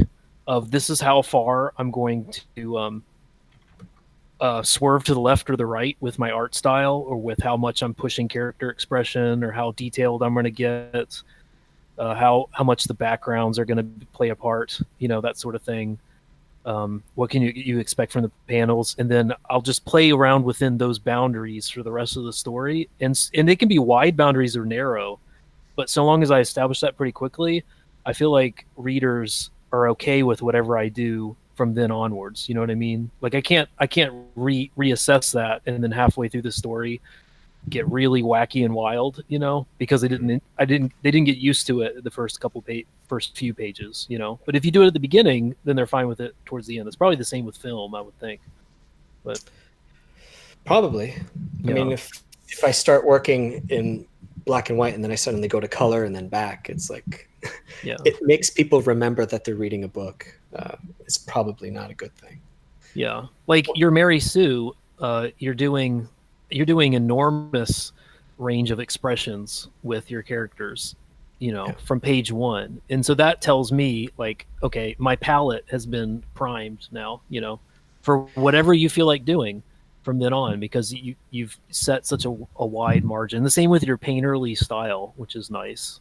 You've afforded yourself like some looseness, I guess, so that your earlier stuff has less of, so I can I don't see I don't know, it feels like jazz more, where I'm like, okay, he can fool around more, and everything still feels intentional, if that makes sense. I would be very grateful if that's what ends up happening, because in order to save time, like sometimes I draw panels in pencil and I scan them. Sometimes I draw directly onto the tablet. Sometimes I draw in black and white and convert to color. Yeah. Sometimes I just go straight to color. And what I'm hoping doesn't happen is like this weird, like, how many different people are drawing this comic? People might ask, because sometimes it looks really different. Like the line art for the characters looks very different from when like she's in her suit fighting, let's say. Yeah. And there's another problem, a storytelling problem that I'm still not sure how I'm going to solve. Like not to talk about this project too much, I'm sorry. She lives in this weird galaxy with like all kinds of different people groups, let's say, and possibly aliens. And I'm thinking, but I don't know if I want to introduce aliens, because then it might become a different genre that people... It's like I have to tell this specific story. And do I tell it through other races? And if I do, will it be too weird to see like lizard people walking around? I don't know. Because when I see some stories and I see lizard people, I'm like, oh, this is for kids. This is stupid. And I don't want to scare anyone off, but like maybe I have to use lizard people. I don't know. And I still haven't decided. But if I was talking to an advisor, let's say, a while ago, they said, if you're going to do aliens, you have to do it in the first issue. Yeah, exactly. You can't surprise people with aliens later. Yeah, that's the whole palette priming. Or you can, and that's just conventional wisdom speaking. I have to subvert everyone's expectations. George R. Martin's just going along with Game of Thrones, and then the little green men show up in the last book. That was the plan the whole time. It's like, I made you buy my books. I'm just gardening, guys. Yeah. Oh my goodness. Yeah, imagine that. Like, I would never want any reader to ever come to me like, dude, you tricked me. Your book sucks. Why did you do that? It'd kill me. Yeah. You got to establish the melody at the beginning, and then you can do your solo. Just go nuts with the solo, but establish your melody first. Yeah. The downside is like if your project goes on too long and you get really bored of it and you want to change the tempo or something, you have to end the project before that happens, because that's what happened with like Berserk or even Vagabond. I was thinking about Berserk. Sadly, those poor guys got so burnt out. Like he's not even close to the end of Berserk, and if you read it all in one sitting, it's like, where is the story going? Why do you keep taking these rabbit trails? Just end the story. I can tell you want to end it. Yeah. I would have ended it by the time you're getting to fairies with little witch hats and stuff. Yeah. Like I'm waiting for you to just start a new series. Manga does that too often. Yeah, they introduce a new boss like in the 11th hour, and it's like, oh, it turns out this was the bad guy the whole time. Like, come on. Yeah. Just give me Zod the Immortal, and you introduce these characters, these cool arcs at the very beginning. Let me have the carrot on the stick, please. You could start a new arc after you're satisfied. You've satisfied Kill Griffith. Fine, I get it. He's the bad guy. That's why arc is a good thing. Like even with Mary Sue, she has an arc that has an ending, if I want to continue it afterwards, fine. It's going to end. It has to end at this point. Miniature endings, possibly within a bigger story where there's a big beginning and a big ending, but always having smaller stories within that. Yeah. Or in a case of like this, it's you're establishing more of the world than the characters itself. So more stories can take place in this world with other characters. Uh, I don't like the idea, and this has been always one of my main criticisms of American comics, like superhero comics, is they're designed to go on forever. Mm, The story resets after every episode, but mm, sometimes it can be done well. I'll give them that, like Batman the Animated Series. I love that. It's mhm, good that they go back to square one at the end of every episode, but each episode, each little arc is its own complete story. It ends. mm. I like that. But Yeah, Batman himself is not a character that changes in these series. We're looking at other characters changing. Batman is just the utility. He's the yeah, laconic hero. He's the Clint Eastwood. It's a short story mentality where the Yeah. problem is if you start getting into like universes collapsing and universes getting reset, that's obviously something for a long format, so it doesn't really gel with the short story format. Yeah. And that's the problem with Star I Wars. almost kind of want us to get to the point where I think that the big two are heading towards, if not collapsing, at least just becoming IP farms for big corporations. I wouldn't mind if we just got back to a point where we were kind of like in an experimental, do what you want with these iconic characters because we just want to make up new superheroes to put on underwear and lunchboxes. So you come up with what you want to come up with for Batman. So if you want to do your Akira Kurosawa manga, mm, uh, you know, Kabuki theater Batman Mm. universe, go for it. And if you come up with, I don't know, the next Joker villain for the Batman, you get like a percentage of royalties when they start putting that character on the underwear and the lunchboxes, right? I don't know. that sounds fresh. Yeah, So the manga format is it, it's very dependent on like really hardworking people who are killing themselves with like 90 to 100-hour work weeks, right? And we're kind of lazier over here, so I almost kind of want like a little bit more chaos or a little bit more I don't know, freedom injected into the market. So there's this opportunity for people to try different things. Again, Diversity in Comics talks about this a lot, where Frank Miller's a little nuts, and that's kind of being a little nuts has enabled him to do things with the characters that were very inventive or unique in their time, and have a staying power because he actually loves the characters. Mm. mm, And hmm, if we can't just wait around for another a Frank Miller type to come around, maybe we need some like structural changes that make it a little bit easier. If we're going to be printing books at a loss anyway, we might as well make it a little bit easier for you to come up with something, right?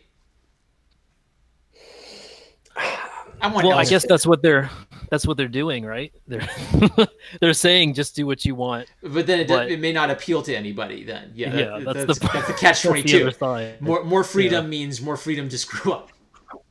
yeah, Really needs right now is some smash hits.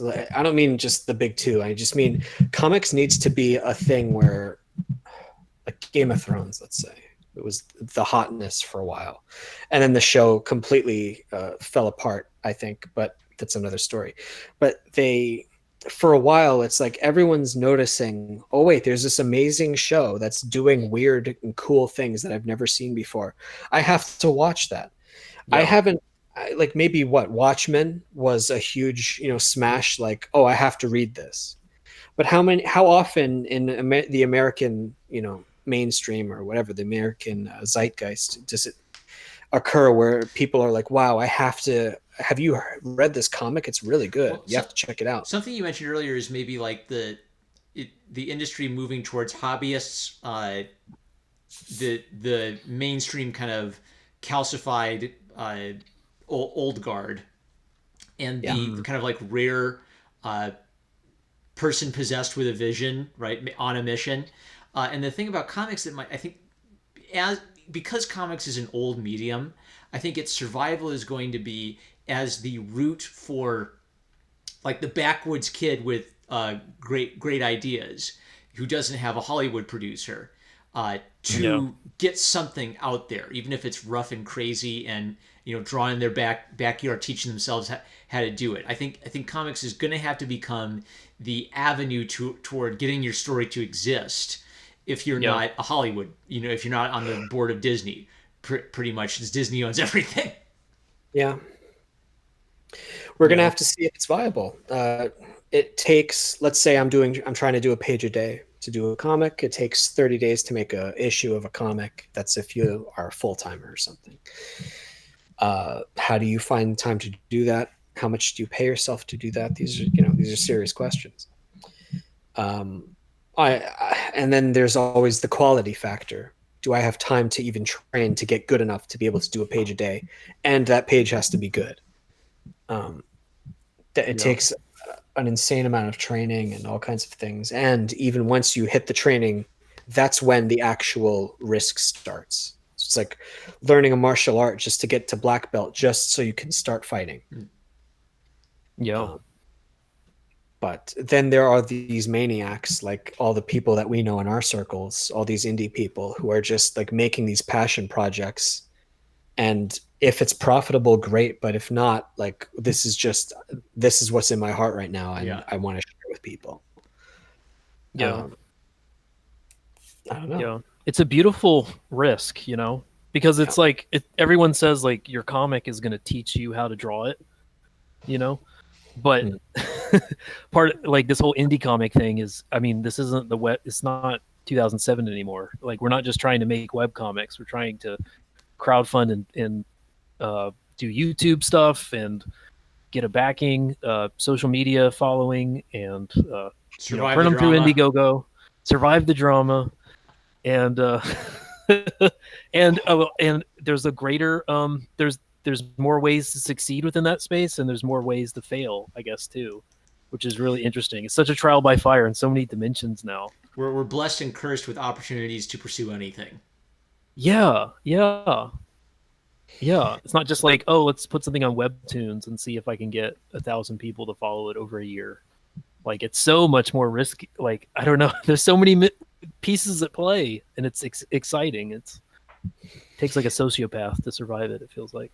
When I was at the my local shop and I was asking about the future for them, they were saying there's more indie creators now than ever before, but sales are declining nonetheless. So I think what we're looking at is a whole bunch of people, probably who grew up in, let's say, the 2000s, especially like younger people who read a lot of manga, watched a lot of anime and movies. Yep. And they have been so inspired to learn how to draw and stuff. It might be another decade or so before these people are old enough to start like making comics and stuff. But what we need is smash hits, more smash hits, so that people can see that comics is not only alive and well, but there are some like gems that you can't miss. Or rediscover some sleepers, right? Because it may not benefit the creator if they're dead, or it might if they're older and they did it a while ago. But if you rediscover like a sleeper from the 80s and you say, wow, this thing was punching above its weight class when you think about it. That's what happened to Caravaggio. He was almost forgotten. And some historians started suspecting that he influenced a generation of artists after him. And so then suddenly everybody got super interested in Caravaggio in the 50s. He went from being a very obscure artist to being one of the top like household names type of artists. There are probably some great, artists of yesteryear that we've memory hold or forgotten about because their work just seems standard for its time, who may have like a lot of power for us to. That's why I think that being an art historian is a big part of being an artist. Is you're not only teaching yourself, you're identifying patterns and strategies that'll be useful to you and maybe useful to your peers in the previous generation that you're looking for. Yeah. As far as art history goes, we are actually being a part of art history, whether we realize it or not. Yeah. All this crowdfunding nonsense and trying to figure out how to get and maintain an audience and doing all these little gimmicks to keep your audience interested and stuff. Like, I look back again, Impressionists. They weren't allowed to make their art. They weren't part of the salon, but they created their own parallel industry, like literally next door, and they The had salon de refused. yeah. Yeah. They're like, well, you know what? We don't need the salon because we just want people to enjoy our art. And it turns out the people wanted to enjoy the art. And for a while, it was, it was fashionable to be an impressionist. And I guess what we have to do somehow is convince the audience.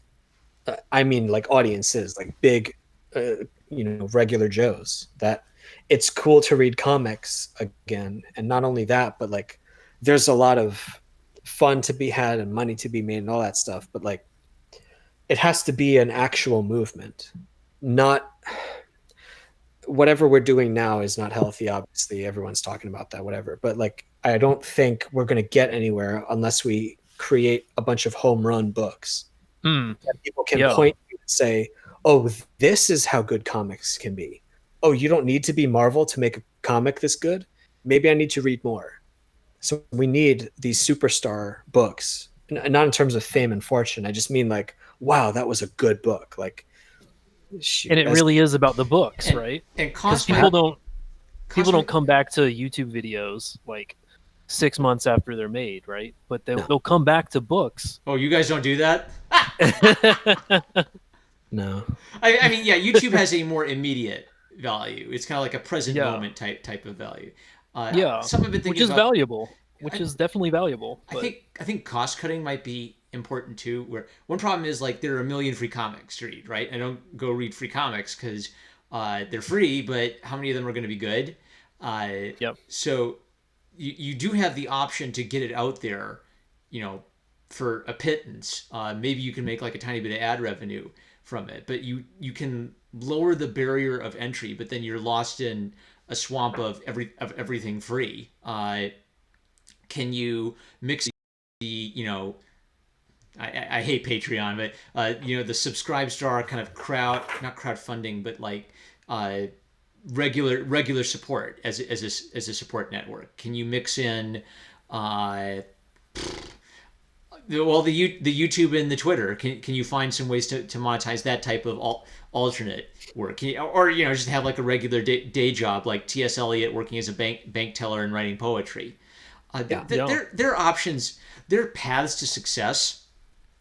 Uh, and hunger can make you a good artist. Hunger can help you like find good themes to talk about as an artist. But I think finding that success or finding a little stability won't necessarily stop you from making good art anymore. I think it'll just you just have to be kind of conscious of what it is you want to make and why you're making it. Then if you make like a little bit of money and put it away, if you know what it is you want to write about and you're constantly pursuing that and studying it and thinking about it, that I don't know where I was going with that. That was just a long lateral train of thought to say maybe we've talked about like the negative drama aspects of things, but maybe the network. Well, there's a pro and a con to technology. If the con is distraction, if the con is fighting, maybe the pro is recognizing it as a digital frontier where you can go exploring and find a lot of garbage, but maybe find some gold that works for you. Like t-shirts. For me, t-shirts is a side avenue that could become a distraction, but it's also a good like second source of income where I'm monetizing work I'm already making. Mm-hmm. Yeah. Yeah. And gives people what they're asking. There gives people a way to support you in between books. Yeah. Yeah, for sure.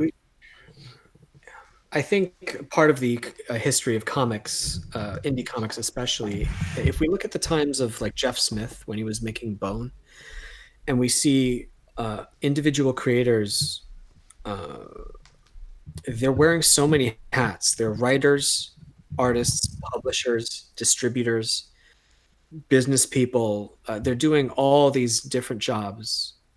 At the same time, you have to try to make a quality product. Hmm. I would guess that that kind of person is like a unicorn in terms of rarity, where it's like not only can you do all those things, but you can do them well enough and earn enough money that you can keep doing this every month. I don't know how Jeff Smith did it, but he is the kind of person that like needs to be studied for this movement. I'm picking up his floppy editions. Actually, I want to try to get a complete set of the original floppy thing. So I'm going to be reading the letters to the editor. I'm going to read them to see if I can find any interesting comments from him, because obviously most people seem to have encountered him through the graphic novel editions, and I think he's in a high tier where he deserves to be studied, just for his thoughts on the art and for any comments he has on the creation process. Yeah. Did you ever see the cartoonist documentary? No. Ah. Oh, okay. Wait. The one that came out with Coda. I'm not sure who Coda is. Okay, he published a little. He published a one last like epilogue to Bone after like the final volume, and it was packaged with a documentary about him that I haven't sat down and watched yet. But I think I know the documentary you're talking about. Yeah, I just googled it. It came out in 2009. It's not like amazing, but it tells the story of basically how he conceived and published it and all that stuff. Oh, wow. It is Nice worth to- tracking down. I think especially in light of like what we're doing now is very much like what indie comics was like in the 90s plus the internet. And Yeah.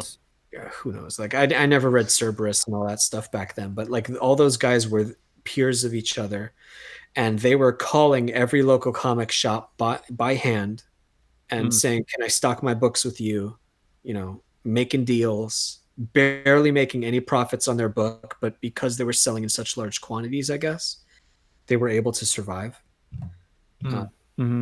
All these like weird, like even just today, I was out shopping and thinking about printers, and I was like, I was flirting with the idea of buying my own like hyper advanced printer to print my own comics from home, and thinking like I'm trying to put on this business hat. Like, wait, if it costs this much money per issue, if I go with an external printer, then eventually, if I just bought my own, I would make the money back within like 2 printings. If I printed it Oh, myself. wow. And then there's questions of like distribution and all that stuff. But like you have to wear so many hats. And you're just barely squeezing by. Like I kind of barely know what I'm doing. Maybe. Anyway, you would have to be crazy to try something like this. But there's a lot of crazy people around us, as we know. So I guess I'm not surprised that everyone's acting crazy. Because I don't know, you have to have this wild dream that you wake up with every morning. It's like, okay, I'm gonna keep trying to do this one thing. Yeah.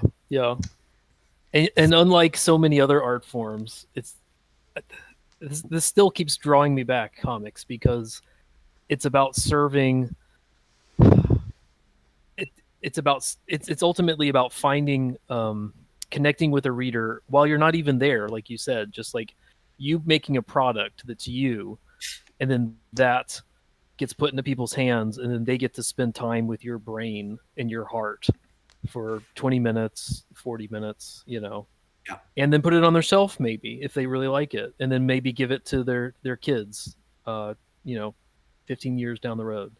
Like, that's really special, much more than like just drawing an illustration to me is, or just painting a picture and selling it to someone. Like, this really means something, what we're doing. It's a craziness that's worth it seems. Yep. Make your comic. Do we have any tie-in thoughts to the Hidden Fortress? Or do you guys want to return to the Hidden Fortress and touch on anything we didn't have an opportunity to touch on?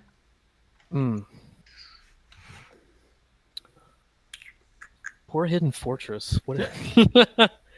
Well, I guess like the take home I'm getting is that like Kurosawa was able to inspire a generation of young,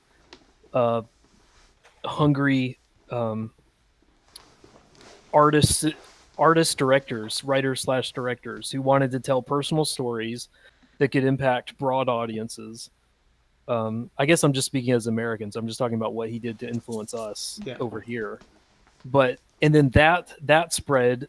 Then those people like George, Lucas and Spielberg and all those guys end up influencing us, and we're just walking it back to their source now, and finding just how immediately impact. We don't even need to necessarily watch Star Wars to be inspired by Kurosawa, of course.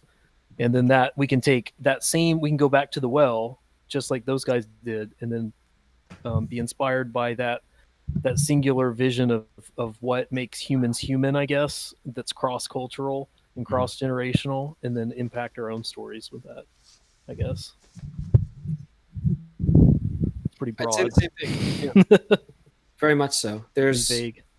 There's a timeless quality to the best filmmakers. And obviously everyone who's probably listened at this point, like you must have either heard or you already love Kurosawa already. But like the reason he's so good is that like I honestly I'm telling you guys you must read his autobiography. Yeah. But like the reason he was so empathetic and his movies are so able to reach us across time and space is because he's in his book he talks about all these experiences that made him an empathetic person, and he was an artist and he was always paying attention to the world around him and he's listening to people's stories. Like one story for instance is like when he moved out from home and he was living in an apartment building, and he heard a girl screaming down the hallway, and he always wondered what was going on, like a little girl, right? Oh gosh. And then he would look out the window and he would hear the girl screaming or something or yelling and crying and stuff like that. And then he would look out the window, see this, or he would look out in the hallway. This woman would come out, like fully dressed, normal woman, like smiles, saying hi to him. And he deduced that that was the mother of this girl that was screaming. And he couldn't figure out what was going on because the mother seemed so normal. And then one day he broke into their apartment, and I'm almost hesitant to tell this story because it's really gruesome. But like the girl was, uh, can I even say this?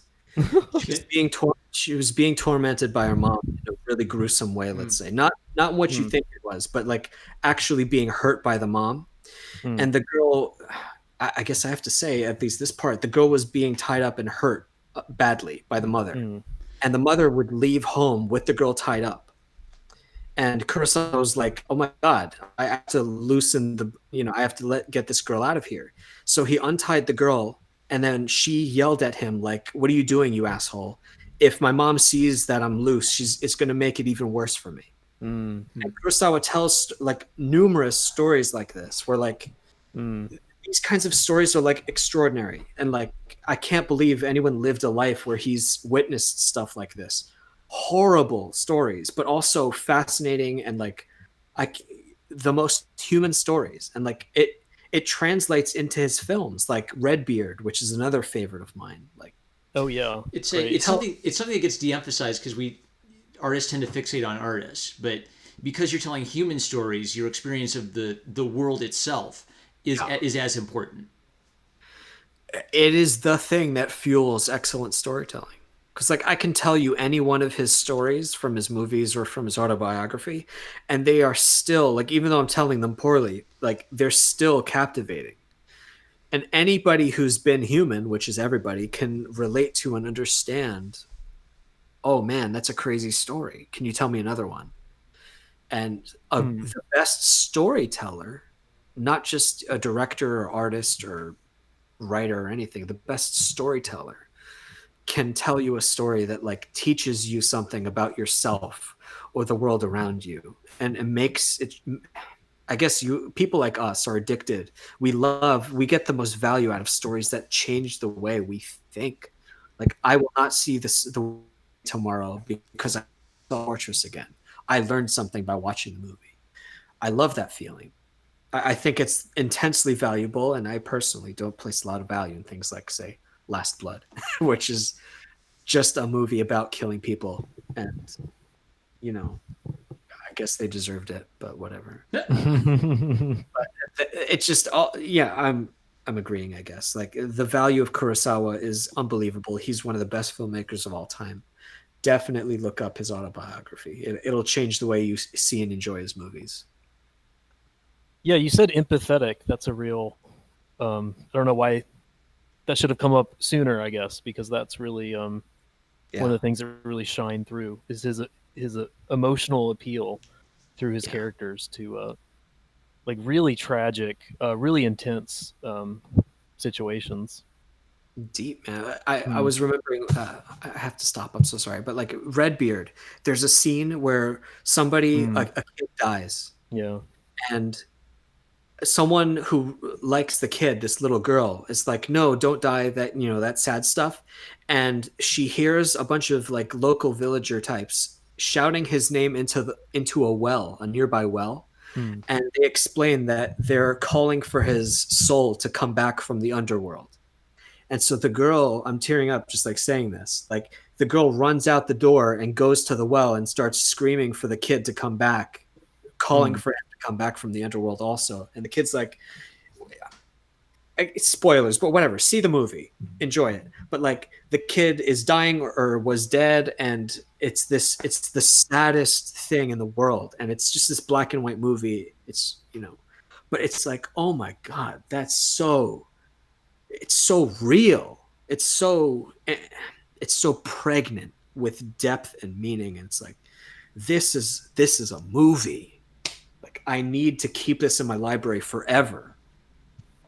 I think that was I think that was Mifune's last uh, Was it? role with Kurosawa, and at his most mature and yeah, talk about a tragic heroic character. Redbeard is incredible. Yeah. See that, like anyone listening, make sure you look up Redbeard. I don't even know if it's out on Blu-ray yet, but Mm, man, if you can tough to even get it find. on DVD, I give it my highest recommendation. Yeah. It's not an action movie, but Yeah, it's a thinker. You know. it's so good.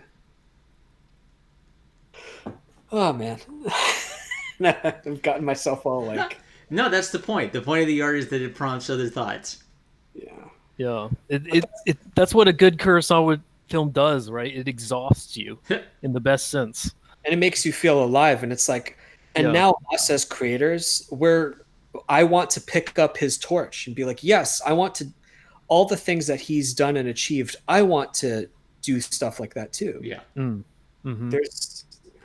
That's what the best art does. It inspires. This word inspire is like this magical word of like, Speaking of which, you guys should shill your books. oh my gosh. Like you're currently working on Marisu, which it's still in demand. And Matt, I haven't asked how are you coming on? How are you coming on Kyrie? Are you still in like the art production phase? I just officially approved the soft proofs from the printer in Okay. China Friday. Yeah, Friday. So now it's going to take a month. It's going to take 3 weeks to print, and then it's going to take. I'm going to get another hard proof from them, airmailed to me, and then I'm going to check that out, and hopefully I'm going to like everything I see because it's going to be too late by that point. Yeah. And then it's going to be another 6 weeks for them to come on a shipping container all the way here, and Okay. then I'm sending them out. So the art's done, and everything looks good. It's just now I'm playing the waiting game, and I'm producing a book. Are you going to do a fulfillment too. center, or are you going to try to do everything yourself from home? I'm just I'm going to try and just do it. You know, I mean I've got like 150 books, Okay. so I think it'll be fun to just do it, and this way I can kind of I can sweeten the deal for people. I think I'm going to put some extra stuff. Oh. You know, if they didn't pay for a drawing, you know, everyone's tier is going to be upgraded, and I can do that personally this way. And it's not Okay. going to be a issue if I go through a center. So, Hmm. yeah, exciting. I'm looking forward to reading it. Yeah, it's good times. The fun thing is like, I'm so excited about the next step. You know, that's what's fun about indie comics right now. It's not just producing it. It's okay, now do people like what they get, Mm. and do they like it enough to keep following you, you know? That's what's exciting. There's so many opportunities to fail, but Yeah. There's a Hopefully- fun C.S. Lewis quote that I always remember. There's a million ways to fall, but one way to stand up. oh my gosh. Ouch. So true. Marm, where's your book? Aren't you going to I'm gonna- monetize this? I'm gonna do a children's book. I have a children's book written and thumbnailed. So I thought, do I want to work on my graphic novel, or do I want to work on the children's book? And I want to work on something short that I can finish and have done and marketable. It was inspired really loosely. It was inspired by the Parkland shooting. The Parkland shooting occurred, and I just started thinking, how would I explain the concept, not the concept of death, but the concept of evil to a child. And I had, it was just like one of these sparks where I just like, I had, like cute animal characters, and I had the rhyme, and I basically had the germ of the book. I sat down and I wrote the poem for it. So it's completely G-rated, but the concept is like, I think I did like an earlier version of this. It's a bear it's a little bear girl who's afraid of dragons, and the dragons in her world eat bears. So it's kind of like the kids in her school thinking about like, why do they do this? What motivates an evil person to want to eat you, right? And so that becomes kind of like a metaphor for human evil, and I'm really excited about it because I'll get to draw like all kinds of crazy dragons with like scales and feathers and everything, and then I'll probably like go into my graphic novel after that. Yeah, That's a very good plan. Like just in terms of scaling, like if you oversee production from start to finish on a small project, when you work on a big project, it's just the same stuff on just more of it. yeah. Like my problem is always like I always have like grand visions of like I'm gonna do the history of the human race in comic book format, and I actually need to give myself something smaller and digestible at first, right? Because there's literally infinite applications for the arts. Yeah, you want to give yourself smaller victories so that you can trust yourself. Like even when you're drawing a comic, like you want to almost draw at 70% strength. Your pages, so that you're almost bored with the process, so you can speed through it. If you're working at 100%, chances are you're going to burn yourself out. I've seen it happen to so many creators where it's like, and even rumors, like if I go to my local shop, they say a lot of creators don't realize how much work goes into a graphic novel. Yeah. And a lot of people quit after the first or second issue, not realizing, oh, I don't have time to make this book because I took, I even want to say this out loud. If someone takes a long time to make one book, God help me for saying this. If someone takes a long time to make one issue, does that mean it's going to take them that long of a time to make another issue? And then it's like a lot of younger creators, if they have that problem, they're going to quit. Yeah. Or they're just going to make like 1 or 2 books a year. And it's like, one of my best art teachers kind of had the focus on making simple work and making quick work, even if it was amateurish, for the purpose of finishing things. And so, like in a single class period, let's finish an 8-page comic in an hour and a half. Yes. And then learn how to like print it out and staple it and make copies of it and sell it, right? And then you kind of get a little bit more comfortable accepting mistakes when you have those pressures put on you. It's funny. It's the pressure of time kind of relieves the pressure of perfection. Yes. And even when you're doing your thumbnails, for anyone listening and you want to make a comic, like I look at my thumbnails, or in Japan, they also thumbnail their entire comics before they start production. They show it to the editor, and the editor reads it, even if it's just stick figures. If the comic is good and enjoyable to read, even when it's made with stick figures, then it's ready to go and be drawn at a higher resolution. But theoretically, like you can still publish a book drawn in, if I, spend an hour a page just doodling, and if it was still good, then you have something. But if you go through the thumbnails, like you don't want to spend days and days on a page per page, I mean, and then find out that the book just doesn't read well. It's like, why did you? It's heartbreaking to hear that anyone could do that by accident. It's like plan, iterate, and there's this quote that I love in game development: fail quickly.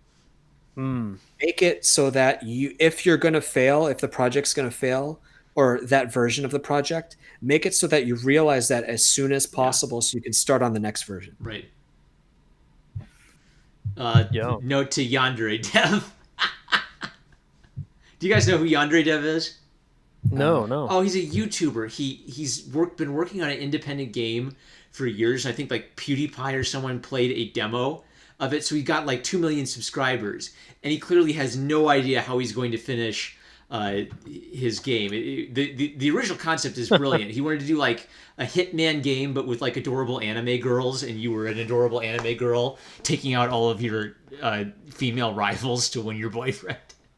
Oh yeah, I've seen it.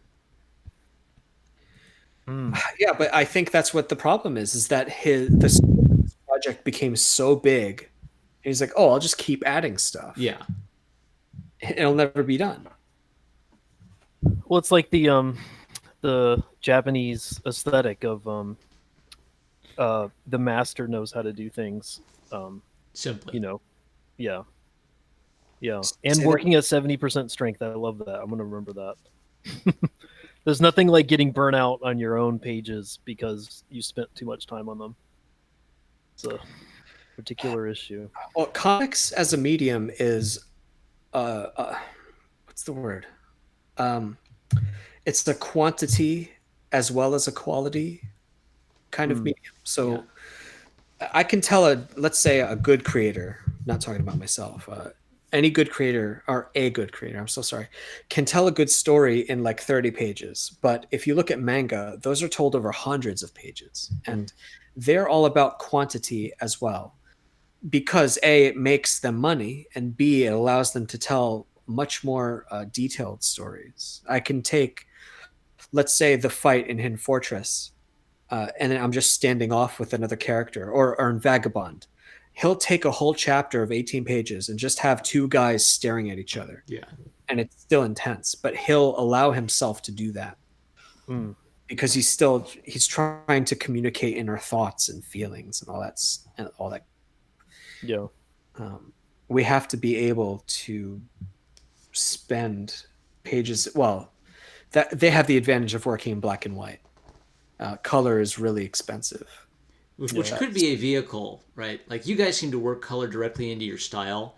Like I've had the thought that Jeff Smith works in black and white very well, and then if you become a hit, you can hire a colorist later if you're not the best colorist. Yes, Yeah. Man. I've flirted with the idea of going black and white with Mary Sue later, but I don't know I don't even know if the next book is gonna happen. So I have to wait and see, I suppose. But Yeah. I've always wondered if color, like problematic, is in black and white, and I've always wondered if it never got popular because it was in black and white. Like, do people want color? I can't tell. So I wanted this to be a color project to see, as an experiment, if that's the missing piece. And unfortunately, I'm starting to think like maybe it does stand out. Like so many people are like, "Oh, I like the colors in your comic." I'm like, "Oh shoot." That might have been the missing piece. Well, though a comic book format feels a bit different than a comic strip format. The comic strip format is so immediate, like 1, 2, 3 or 1, 2, 3, 4. Whereas the comic book format, you're stretching across a world. You're going to have, pages full of, 20 characters that you can't do in a comic strip. So I feel like color can have the added dimension in a comic book world of, fleshing things out and get literally an anime, like helping you tell one protagonist from another by their bright hair color. Yeah. I don't know. Yeah. I mean, costs are probably the biggest hurdle. I'm sure you know this, Matt. Although working through China, I wonder about the logistics. I got to ask you about that sometime. Oh yeah, yeah. It's still just long story short, my experience this time around has been that it's still cheaper to print in China because Amazon Prime has gobbled up all the paper in America, and it's actually harder to find book paper because there's so many paper factories have gone to cardboard now just to do the packing. So it's still cheaper to ship from China, even with the tariffs and everything. So Wow. yeah, it's crazy times. Man, if Trump fixes China, you're going to be having like the cheapest production ever. Yeah, We'll do it single-handedly. You'll get the most beautiful books for the cheapest of prices. It'll be terrific. Billions and billions of comics. Tremendous. Yeah. I'm still flirting with the idea of buying my own printer and stuff. And like, where am I going to get paper from? I have all these different questions for myself, but it's like, it's no longer viable to even use a printer if I can avoid it. Hmm. Um, Oh I yeah. ran some numbers. Like the printer will actually pay for itself after one print run. It's so strange, So and you, like everything after that is just raw profit. so you haven't considered something Wow. like maybe like Alterna, where they've got like this nice indie brand to them. Yeah. People like Alterna books. Have you considered that as a route? I have. There's technicalities in my way, like the newsprint thing, Hmm. and I don't know. I actually am curious to play with this idea of like I have a few printers that I want to shop, but I want to see them in person before I buy them. Like we're talking about a few $1,000s, let's say, for a really a workhorse printer. If the quality is good, if the speed is good, then I don't need to worry about things like paper stock. I can make decent quality. I used to work as a printmaker, so I should probably be able to, as long as I'm not dealing with thousands and thousands of orders, I could probably do everything at home. But Wow. that's assuming I don't think the books would fall apart or anything like that. I trust these printers, I guess. I trust Yeah. myself more than I trust some Hmm. printer. Like I used to work with a printer that's pretty far away from me that I could never visit their offices. But like Mm. I don't need the hurdles of like if I finish Mary Sue, I want to be able to print it the next day. Hmm. I don't want to have to wait for proofs and Yeah. approve them and It's then wait for agony. yeah, and you're paying for shipping and there's so many things in the way. Like I need the book to finish and print and send on this day or my business is screwed. One way to look at it though Hmm. is you're hiring yourself for a new job if you're taking on the printing duties as well, right? Yes. Like Yeah. that's the reason the printers make money is they're printing other people's books and they're charging a premium for it because they've got to put all that extra work into maintaining the They're making machine. Yeah, I mean, they're using like amazing machines that can do things like perfect binding, yeah. which that's what you're doing, right, Matt? That's Wait, that's the sorry. Perfect binding is the glue. Oh yeah, yeah, yeah. Hmm. I don't know how to do that, but I've been looking into machines that might be able to do that in the future. Like I want to Really? be able to perfect bind my own books too. Because right now I'm just doing staple bound, so that's easy enough to do. Oh yeah. Yeah. Wait, how many pages do? Uh, this project is going to be 2 issues at about 30 each. Oh, great. Yeah. Oh, yeah. I was Nice going to do staple. just one Yeah. book, like marrying them together into a single issue if I was going to go through my printer. But if I print from home, I'm just going to do the individual issues. And then in the future, if I ever get this far, I'll do a trade paperback. Yeah. And then I can go through a printer or something and get all the nice quality stuff, I think. Yeah. Assuming 30-ish pages. I mean, that's something it's I safe. feel like you can handle that. And with staple binding and all that, yeah. Yeah, I mean 30 roughly, well it has to be 32, right? Cuz it's divisible by mm. 4. But Yeah. if yeah, it's only 8 sheets of paper stapled and do then folded. do some bonus illustrations so that helps you flesh it out, right? Like Mhm. or little like Watchmen style newspaper clippings from the other parts of the world. Yeah, well, I think I have a content problem with I have so much story to tell, and I don't know if I'll ever be able to get to half of it. Hmm. And so I'm thinking like Yeah. have Mary like she lands on a planet, she has a conversation with someone, and then she walks out the door in the next panel, and it's like, oh, to read the conversation they had, go to the back of the book, and it's all in prose Huh. because I don't have time to draw this. And who wants to read people sitting in a room talking for 20 pages?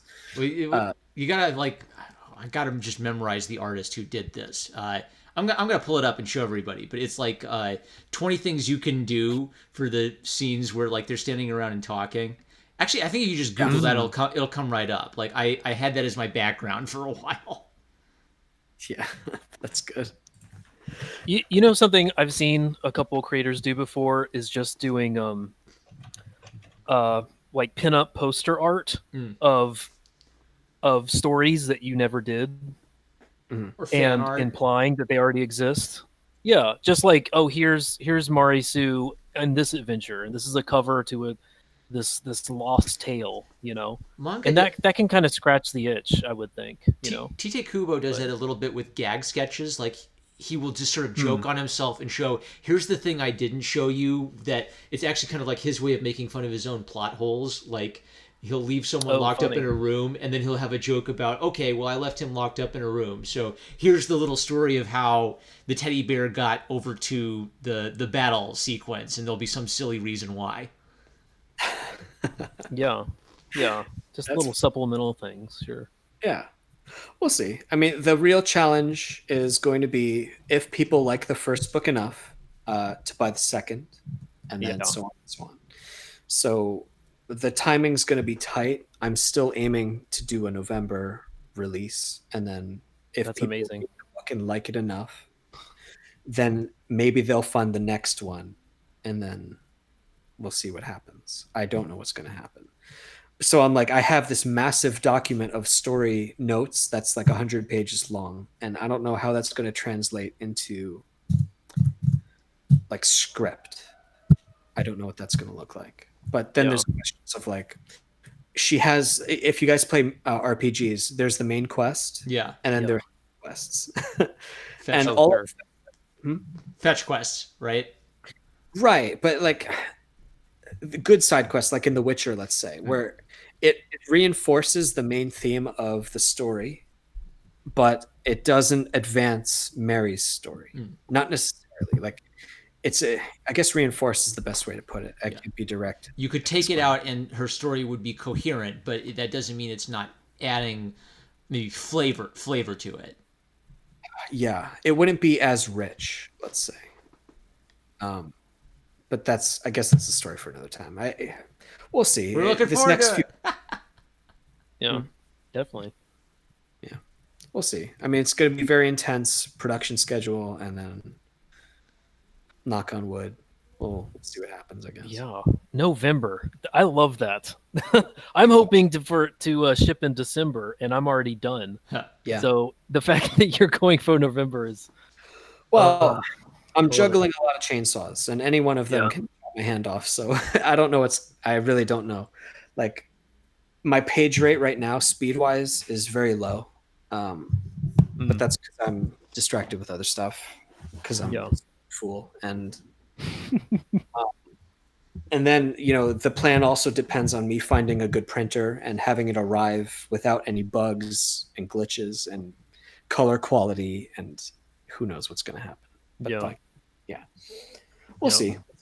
I'm not going to. I don't know. I'm going to keep keeping. Everyone's going to be updated, and if it's late, my wife tells me like, "No, there's no if. It's not going to be late."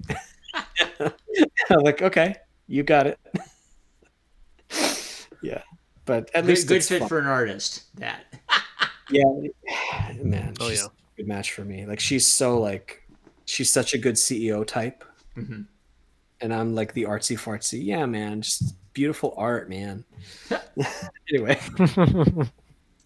but yeah, we're gonna see what happens. At least I'm having fun painting. That's the important thing. Yeah, you'll do well. This isn't your first rodeo. No, but yeah, I don't know. Depends on what mood you catch me in. I'm like, yeah, man, I just wrote this new story arc and it's so good. I wish the whole comic was about this one story arc. Yeah. But, yeah. I don't know. But that's it. That's all I got to say about it. I'm sorry. Chat. Let's see. I've been keeping an eye on the chat, and if you guys have any last questions, make sure you hit us with them. Do you guys have any closing thoughts you want to leave us with, either about your film or about your comic? I'm looking at my notes.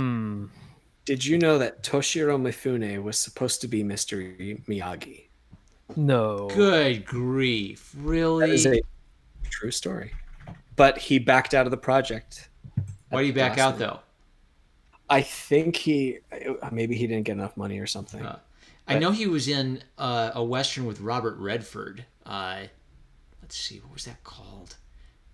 I think it might have been called Red Dawn or something. I don't remember it, but I know he's been in American movies. Yeah. I want to look that up. That's cool. He's also wasn't he in a cheesy '80s samurai TV show? Yeah, it's called Shogun. Yeah. Like that was normies' introduction to him, I guess, in Yeah. America. And he spoke Japanese throughout it, and I don't think they translated it. So Oh wow. there's like a great scene where he asked like the Dutch merchant to teach him how to dance a sailor's dance. It's a very good comedic. It's a comedic but very political role for him because he's the shogun, right? So he's more of a manipulative political leader than like a big tough guy. Oh wow. I just googled it. Apparently, he fights Charles Bronson. In a Shogun, Red Sun, it's called. Red Sun. That's it. Yeah. Wow. So weird to watch. Seeing him in color is so weird. I want to watch this later. Is that the one where he's just picking him up and throwing him down a bunch of times? That does sound familiar. Yeah. The clip is called Toshiro Mifune throws Charles Bronson around for 2 minutes. Yeah. I'm gonna watch. Yeah, that's it. He's judo flipping him for 2. So that's a YouTube video that has that one has legs. That's 2011 is the clip I'm looking at, and that's still getting views. Oh my lord! The magic of capitalism is: can I find old movies where a scene is really interesting, completely isolated from context?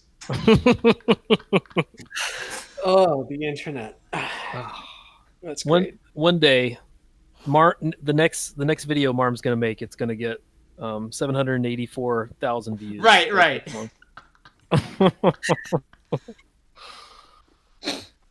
Yeah. Oh, goodness. Yeah, man. The only closing thought I would say is to reinforce that everyone must read the autobiography. All right. What's the title of the autobiography? Called Something Like an Autobiography. Something Like an Autobiography by Akira Kurosawa. All right. What a guy. Unbelievable reading. Have you read Miyazaki's autobiography yet? I own them, Starting Point and Turning Point. I stopped reading for some reason. I have to pick them back up. Okay. Yeah, I own them for sure. So many good books to mine. All right. And Matt, any closing thoughts from you? Oh, just I mean, I watched about 15 of his movies, and then I started with Kyrie in so Wow. it was like a German. It was like a 20-page thing that I made, and I watched his movies, and I was like, you know what, I'm gonna. I was so excited that I started a bigger arc. Yeah. So yeah, he's incredible. You might as well, if you like all these people that he influenced, you might as well, go look at what influenced them. Yeah. And, Artistic grandpa. Yeah. Yeah, and he's the guy. You know what it reminds me of? There's that scene in Princess Mononoke where that deer god touches something, and then all these like seeds and life comes out of it. Mm-hmm. Whenever you watch a Miyazaki too, but Kurosawa film, like you're touched and you must be creative afterwards. That's how creativity. It's infectious. Good creativity makes you want to go make things. Yeah, can't put it better than that. Yeah, for sure. What a guy. Oh, What's their next film gonna be? I want to have his creative babies. Like a good. I mean, we are students of him. He's our karate master, and he's passing on. He's passing us the torch. We got to carry it. Yeah, he's our sensei for sure. Oh, Lyle Convoy's in the chat. Have you guys seen Lyle Convoy's Thundercats videos? No. He's really interesting. He's been like one of the he has the only ongoing Thundercats podcast, and I'm a regular guest. So he talks a lot about like the Arthurian legend. He talks a lot about like Rankin Bass Studios and some of the artistic and cultural inspirations for that. So his channel's Lyle Convoy Reviews, and you guys should check it out. Cool. I get to like I am at my most relaxed on the Thundercast because since it's his channel and I'm the guest, I don't feel like super prim and proper about it. So I'm just like constantly doing unprofessional things on his channel. You get to be the heel. Yeah. Now, Bill Burr says you want to be the guy that gets invited to the boat. You don't want to be the owner of the boat. Right. Yeah, You don't have to clean up afterwards. ain't that the truth? Okay, so let's. What would be the best Akira Kurosawa movie for us to talk about next? What list did I send you? Oh, on Do Twitter. something late or early, I guess. Because this is kind of like mid career. Yeah. Oh, wait. There was one of his gangster types of movies. No, it wasn't High and Low. It wasn't maybe the Bad Sleep Well. I watched that before I watched this. This is what got me. The Bad Sleep Well is what got me thinking about Kurosawa again. There's the one where him and Shimura, the other guy that's always with the weird. He's got like a resting frown face, and they're trying to find a guy who has a gun because there's no guns in Japan, and that's a really good like a hard-boiled detective. He's got several like noir detective movies that are really good. Trying to find a list. I mean, Rashomon is obvious. It's too obvious, but like we could do that. Yeah, because we haven't done it before. That's the thing. It'd be new to me. Oh wow! Wait, but you have seen it? I haven't seen Rashomon yet. No. Not. Oh, that should be the next one. Yeah. I don't know. Would that be too obvious? Well, I know it's like the famous one, but I haven't seen it for some reason. So yeah. In that case, you would. Well, that's an obvious choice. I mean, We can discuss it on Twitter too if we want to power about it. Like me needing to watch it may not be the only like guiding decision for which one we talk about next. So. Yeah, it'd be the way to go if you want to direct things more into a it's off the mass appeal Into the like the path, artistic visionary route. yeah, Yeah. the purely artistic, small scale, micro budget deep almost. vision, micro budget. Yeah. The whole movie's shot in the woods, basically. Yeah. But yeah, All right. I do not. I do not want to see Ikiru again. Akira? Ikiru, Oh, Ikiru. No, Okay. the sad old man on the. The swing. Yeah. that's a sad movie. I can't watch that again. I own it. I will never watch it again. Oh wow, I can't do it. yeah, It's like- that's the best Shimura movie, I guess. Yeah, that is a very good movie, though. Yeah, we've got options. All right. Yeah, well, Figure it out. And maybe Kung Again. Fu if we just want to break from it all. Yeah. All right. I'll watch. My Matt Krotz, George, you have been great guests. I cannot wait for your comics. Thank you to everyone who joined us in the chat, and we look forward to discussing more great artistic films in the future. Yeah, me too. Thank you. Thanks for tuning in. Thanks, everybody. Ciao. Okay, wait a second. For me to do this, I'm such a boomer. I have to stop it streaming before I hang up, or I would be showing everybody everything. All right.